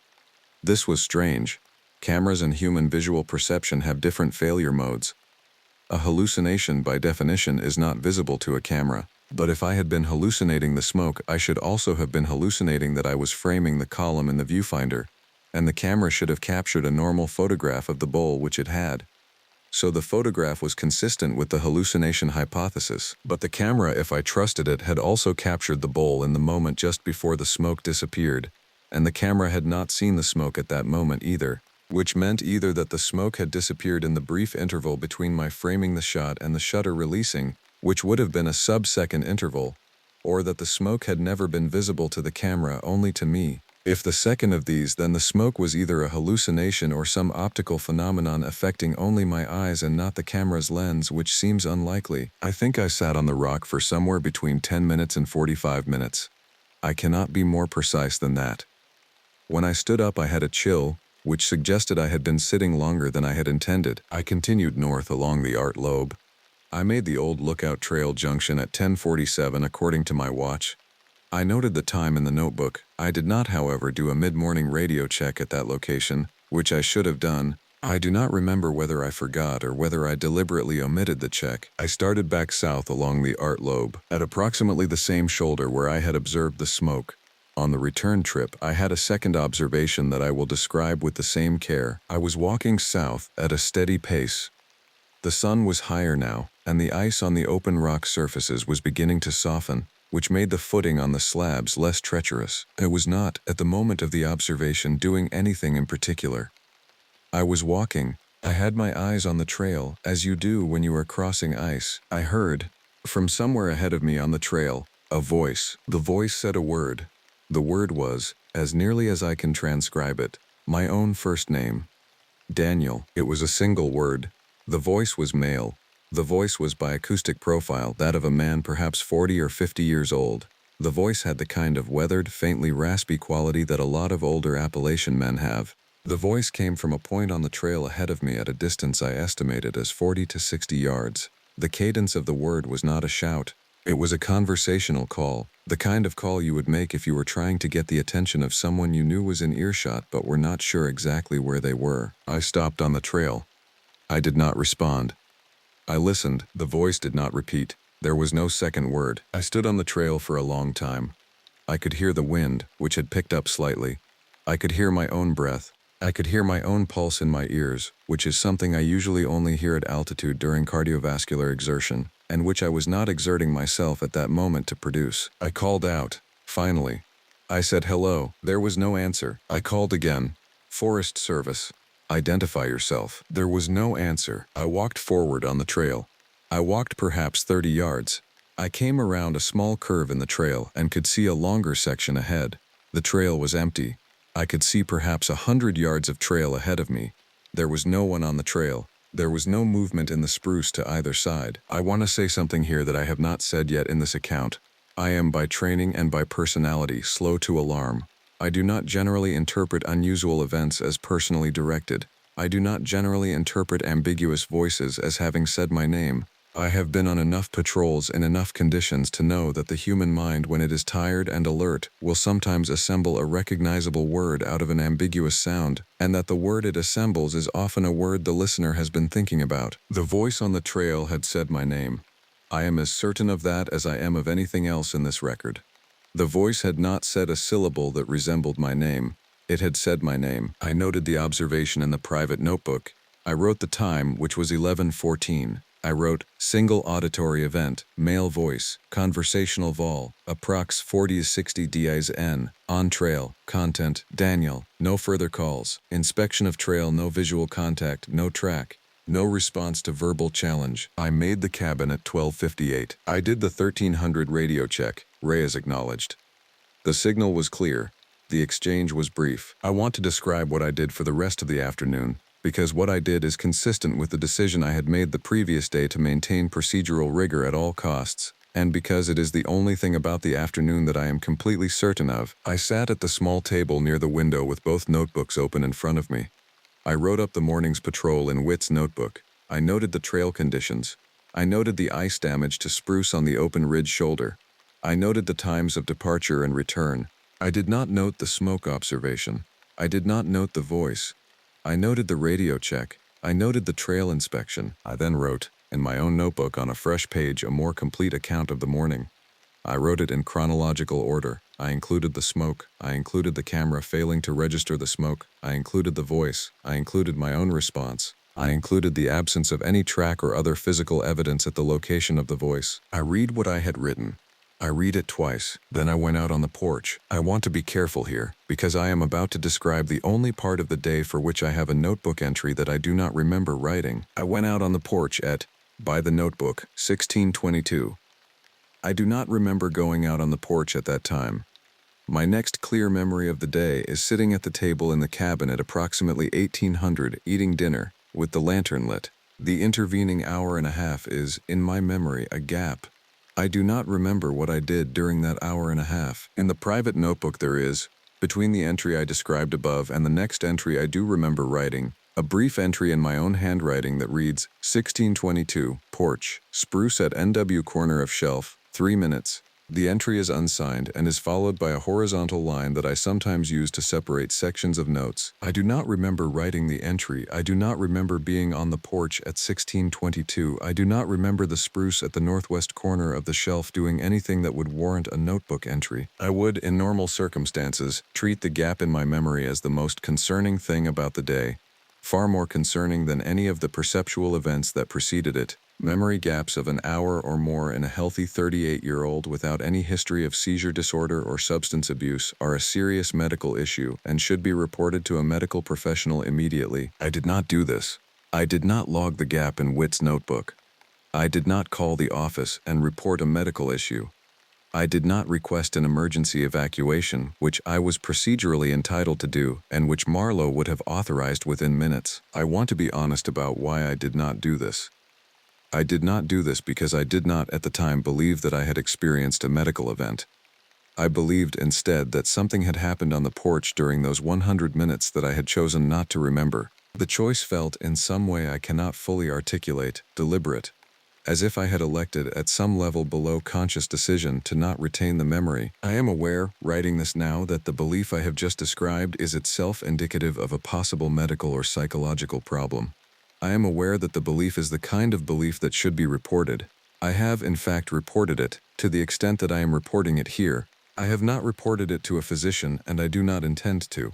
I have, since returning from the patrol, requested reassignment from any backcountry rotation that includes Section 7 of the Pisgah District, and Marlowe, to her credit, has approved the request without asking me to explain it. I did the 2000 radio check on the evening of the 24th. Reyes acknowledged. The signal was clear. I went to bed at 21:14. I do not remember whether I slept. The morning of October 25th was the last full day of the rotation. The plan, as filed with Marlowe, was to do a final sweep of the immediate cabin perimeter and the lower portion of the spur, secure the cabin for winter, and hike out to the trailhead at Black Balsam by way of the Art Lobe in the afternoon, with an estimated return to the truck by 1600 and an estimated return to the district office in Brevard by 1800. I woke at 5:59. I had no clear memory of falling asleep. The cabin was 34 degrees. The sky outside the window was beginning to lighten in a way that suggested clear conditions. I lit the fire one last time. I put coffee water on. I dressed in layers appropriate for an exposed ridge hike. I packed my pack, leaving only the small items I would need for the morning's cabin work. I spent the first 3 hours of the day on the cabin. This is standard practice when closing out a rotation. I cleaned the wood stove and the chimney to the extent that I could without taking the pipe apart. I drained the hand pump and the kettle. I emptied the propane lantern's reservoir back into its storage canister. I checked every window and shutter. I checked the door latch. I logged the cabin's condition in Witt's notebook in detail, noting that the cedar shake on the south side of the roof would need replacement before the next significant rotation, and that the propane stockpile should be replenished. I logged the firewood remaining in the woodshed. I want to say that during these 3 hours I was, by my own assessment, functioning normally. I do not remember any unusual events from inside the cabin during that morning. The work was procedural. It gave me something to do with my hands. I did not, during the work, hear any sounds that were not the sounds of the work itself. I did not feel observed. I did not feel anxious. I felt instead the kind of quiet, low-grade competence that comes from doing a routine task well in familiar conditions. It was, in its way, the closest thing to a normal patrol experience that I had on the rotation. I locked the cabin at 10:18. I did the cabin closer radio check at 10:21. Reyes acknowledged. The signal was clear. She told me to call her again from the trailhead at the end of the hike out. I shouldered the pack. I stood on the spur at the head of the trail and looked back at the cabin one last time. It was, in the morning light, an ordinary structure. The metal roof was wet with melted ice. The windows were dark. The shutters were latched. The door was closed and locked. The privy was visible behind the cabin in its small clearing. The woodshed was visible at the back. The shelf was empty. I walked away from the cabin. The hike from the cabin to the trailhead is approximately 5.5 miles by way of the Art Lobe, with a net elevation gain of about 600 feet to the high point at Black Balsam Knob and a small descent to the parking area. It is a hike I have done many times in good and bad conditions. In clear weather with the ice now mostly melted, it is in operational terms a routine traverse. I expected it to take about 3 hours. I will describe what happened on the hike out only to the extent that anything happened. 2 things happened that I have noted in the private notebook. I will not exaggerate them. The first thing happened about a mile north of the spur junction, on a stretch of the Art Lobe that traverses a gentle slope through stunted spruce. I was walking at a steady pace. I noticed that the wind, which had been moderate from the west since I left the cabin, had completely stopped. I stopped on the trail. I listened. There was no wind. There were also no other sounds. The spruce around me was completely still and completely silent. There were no birds. There were no insects. There was nothing. I stood on the trail and counted to 100. I counted out loud because I wanted to verify that I could still produce sound. My voice came out at a normal volume. I could hear it normally. The spruce did not change. The wind did not return. There was no movement of any kind in any direction. At approximately 100, the wind returned. Not gradually. The wind returned in a single moment, at full volume, as if someone had turned a fan back on.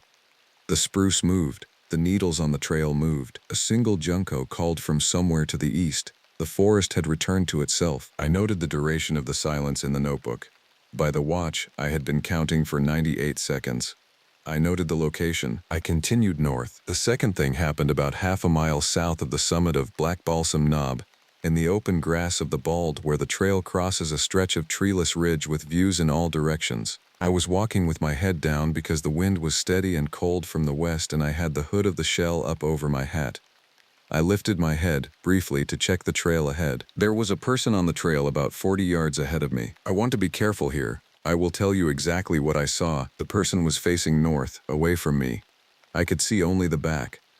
The person was, by my immediate assessment, the same height and build as a man of average proportions. The person was wearing dark clothing, a dark jacket, dark pants, dark boots. The person was not wearing a pack. The person was not wearing any of the equipment that someone hiking the Art Lobe in late October at 6,000 feet would, as a matter of basic preparation, have on their body. No water bottle, no layers tied around the waist, no gloves, no hat. The dark clothing did not appear to have any insulation. The hands at the person's sides were bare. The person was, when I first saw them, standing still on the trail. I stopped. I called out, "Hello." The person did not turn. The person began to walk north, at a measured pace. I followed. I walked at the same measured pace. The distance between us did not change. I called out again, "Hey, Forest Service, can you stop a moment?" The person did not stop. The person did not turn. The person did not respond. I walked faster. The person walked faster. The distance between us did not close. I broke into a jog. I do not jog on patrol. I am not built for it with a pack on. But I broke into a jog. The person in front of me continued at a measured walk. The distance between us did not change. I jogged for perhaps 50 yards. I was breathing hard at altitude. The person was, by my eye, still walking at the same pace. The distance between us was the same. I stopped. The person continued for 2 more steps and then stopped. I stood on the trail. The person stood on the trail. The distance between us was 40 yards. The person did not turn around. The person stood facing north. I will tell you what I did then. I took the radio off my belt. I keyed the mic. I said, "Office, this is Reese. I have an unidentified person on the Art Lobe approximately .5 miles south of Black Balsam Summit. Person is not responding to verbal contact. Person is not equipped for the conditions. Requesting guidance." I waited. There was no response. I checked the radio's display. The battery was at 70%. The channel was correct. The radio appeared to be functioning. I keyed the mic again. "Office Reese, do you copy?" There was no response. The static at the end of my transmission was severe. I switched to the alternate frequency. I keyed the mic. I repeated the call. There was no response on the alternate frequency. I lowered the radio. I looked at the trail. The person was no longer on the trail. I had taken my eyes off the person for perhaps 4 seconds. In those 4 seconds, the trail had emptied. There was no movement to either side of the trail. The grass on either side of the trail at that section of the ridge is open and short. No person could have moved off the trail and into cover in 4 seconds without being visible at some point in the process. I walked slowly the 40 yards to the point where the person had been standing. There were no tracks. There were no impressions in the grass. The trail was empty. I stood at the point where the person had been standing. I looked in every direction. I could see, from that point on the bald, perhaps a mile in any direction that was not blocked by terrain. There was no one anywhere I could see. I keyed the radio. "Office, Reese, do you copy? Over." The radio crackled. Reyes responded clearly on the original frequency. "Reese, office, read you 5x5. You broke up earlier. Repeat your message. Over." I stood on the trail with the radio in my hand and considered what to say. I said into the radio, "Office Reese. Disregard last. Reading conditions on the bald. Continuing to trailhead. ETA Black Balsam parking 12:30. Over. Office copies 12:30. Over. Reese out." I put the radio back on my belt. I walked north on the trail. The wind continued from the west. The grass on the bald continued to move. The sky was clear. The world was, in every visible respect, as it had been when I left the cabin that morning. I made the summit of Black Balsam at 12:06. I did not stop. I made the parking area at 12:28, 2 minutes earlier than I had estimated. The truck was where I had left it. The lock was intact. The interior was undisturbed. I unlocked the truck. I put the pack in the back. I sat in the driver's seat with the door open and the engine off and the radio in my lap, and I called Reyes one more time to confirm my arrival at the trailhead. "Office Reese. At the trailhead. Departing for Brevard. Estimated arrival 1800. Over. Office copies. Welcome back. Over. Reese out." I sat in the truck for several minutes. I did not start the engine. I sat with the door open and the cold air coming in, and I watched the parking area. There were 2 other cars in the lot, both from out of state by their plates, both presumably belonging to day hikers somewhere on the ridge to the east. There was no one in the lot. There was no one on the trailhead path. The trees moved in the wind. I closed the door. I started the engine. I drove out. The drive from the Black Balsam trailhead to the district office in Brevard takes about an hour and 45 minutes, the longer route by way of Highway 215 and Rosman, which I took because the parkway was again closed for ice at Beach Gap. I do not remember most of the drive.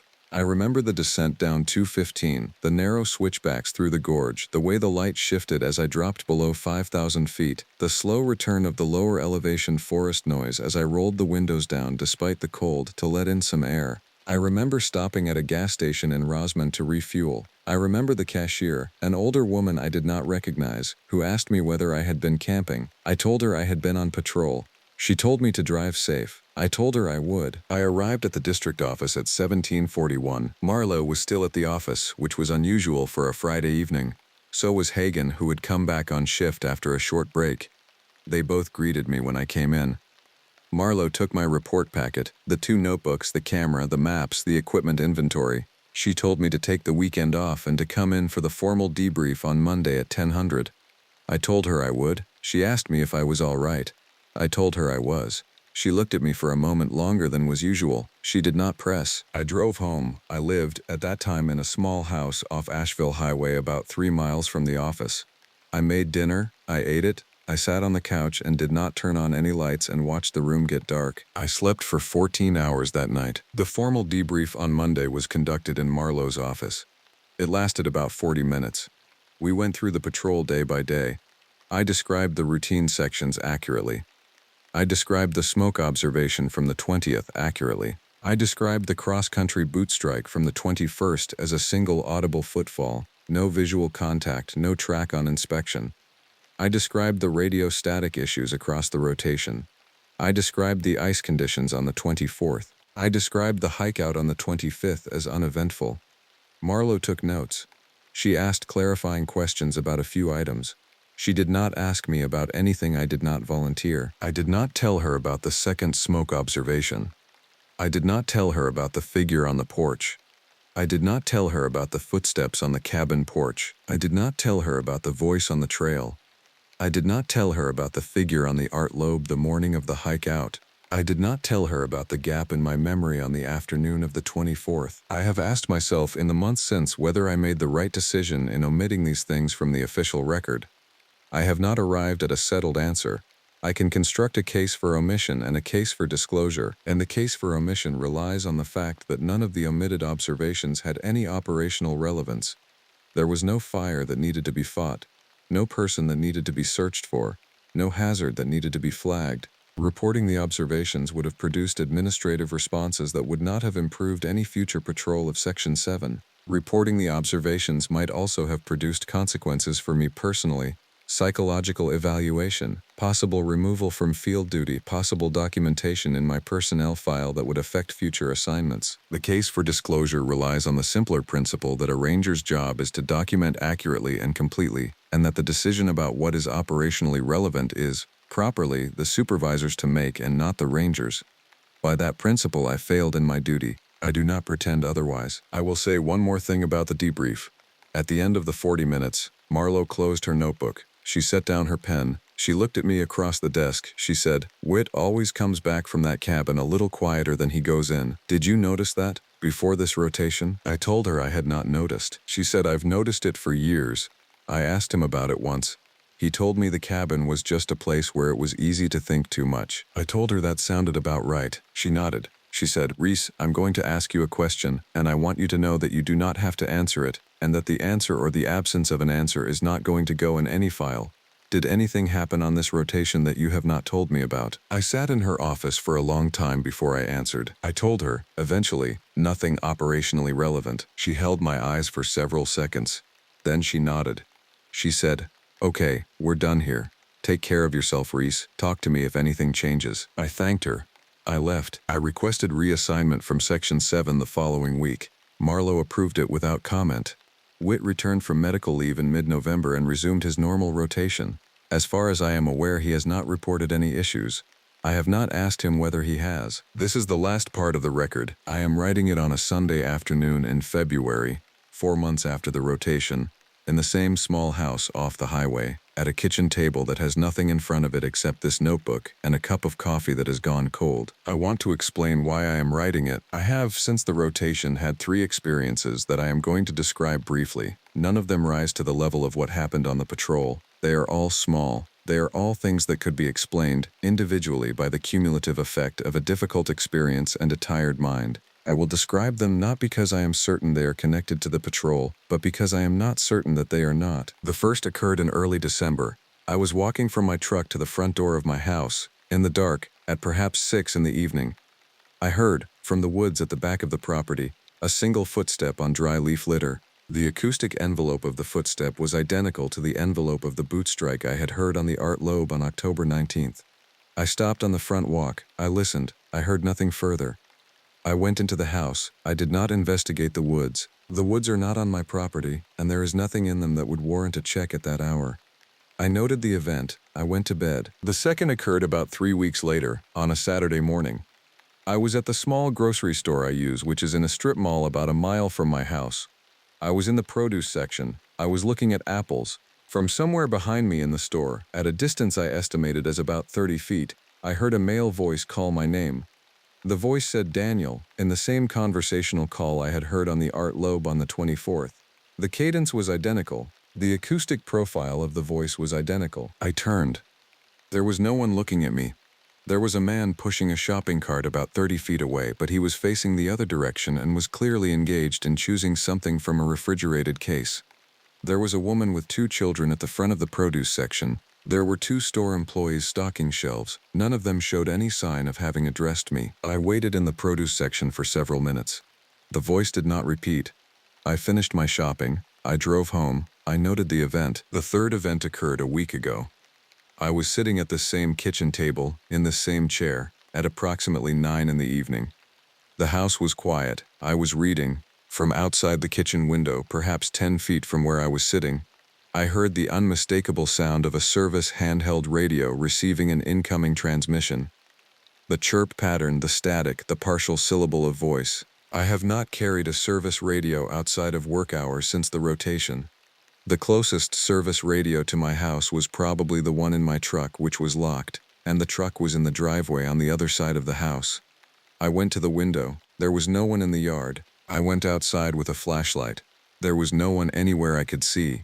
There was no radio. I have not reported any of these 3 events. I am writing this record because I have come to believe, in a way I cannot rigorously support but cannot dismiss, that the rotation in October has not entirely ended.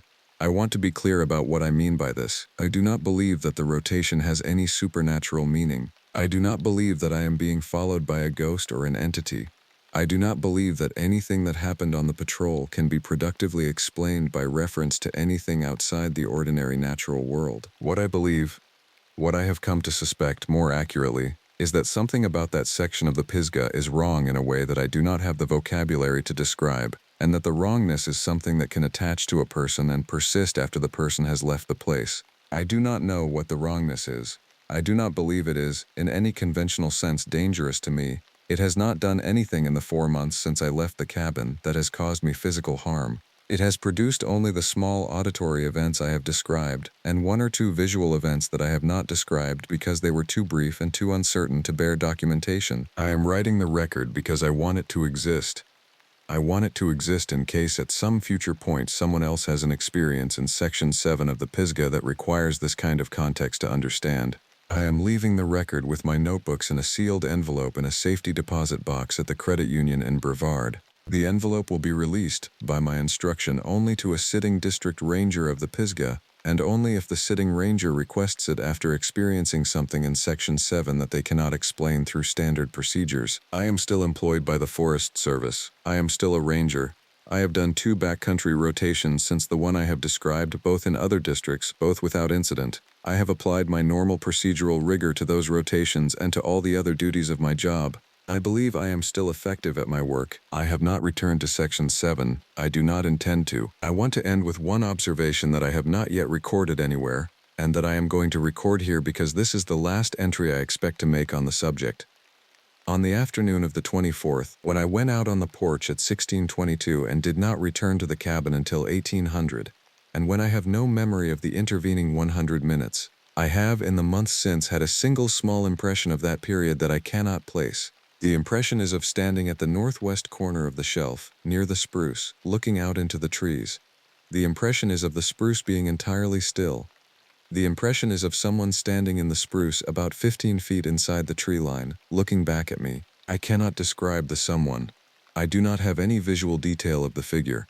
I have only the impression of being looked at. I do not know whether this impression is a recovered memory or a confabulation. I have decided not to attempt to determine which. I have decided not to investigate the impression further.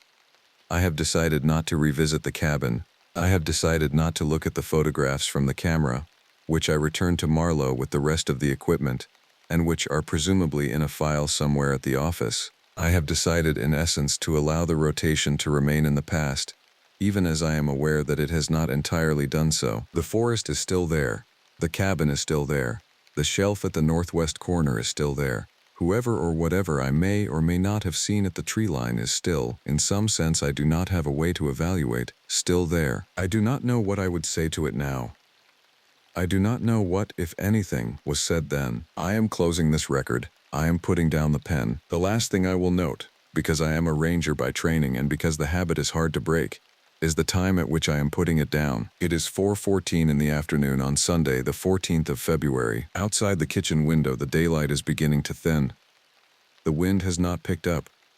The trees in the yard are still. I do not hear anything.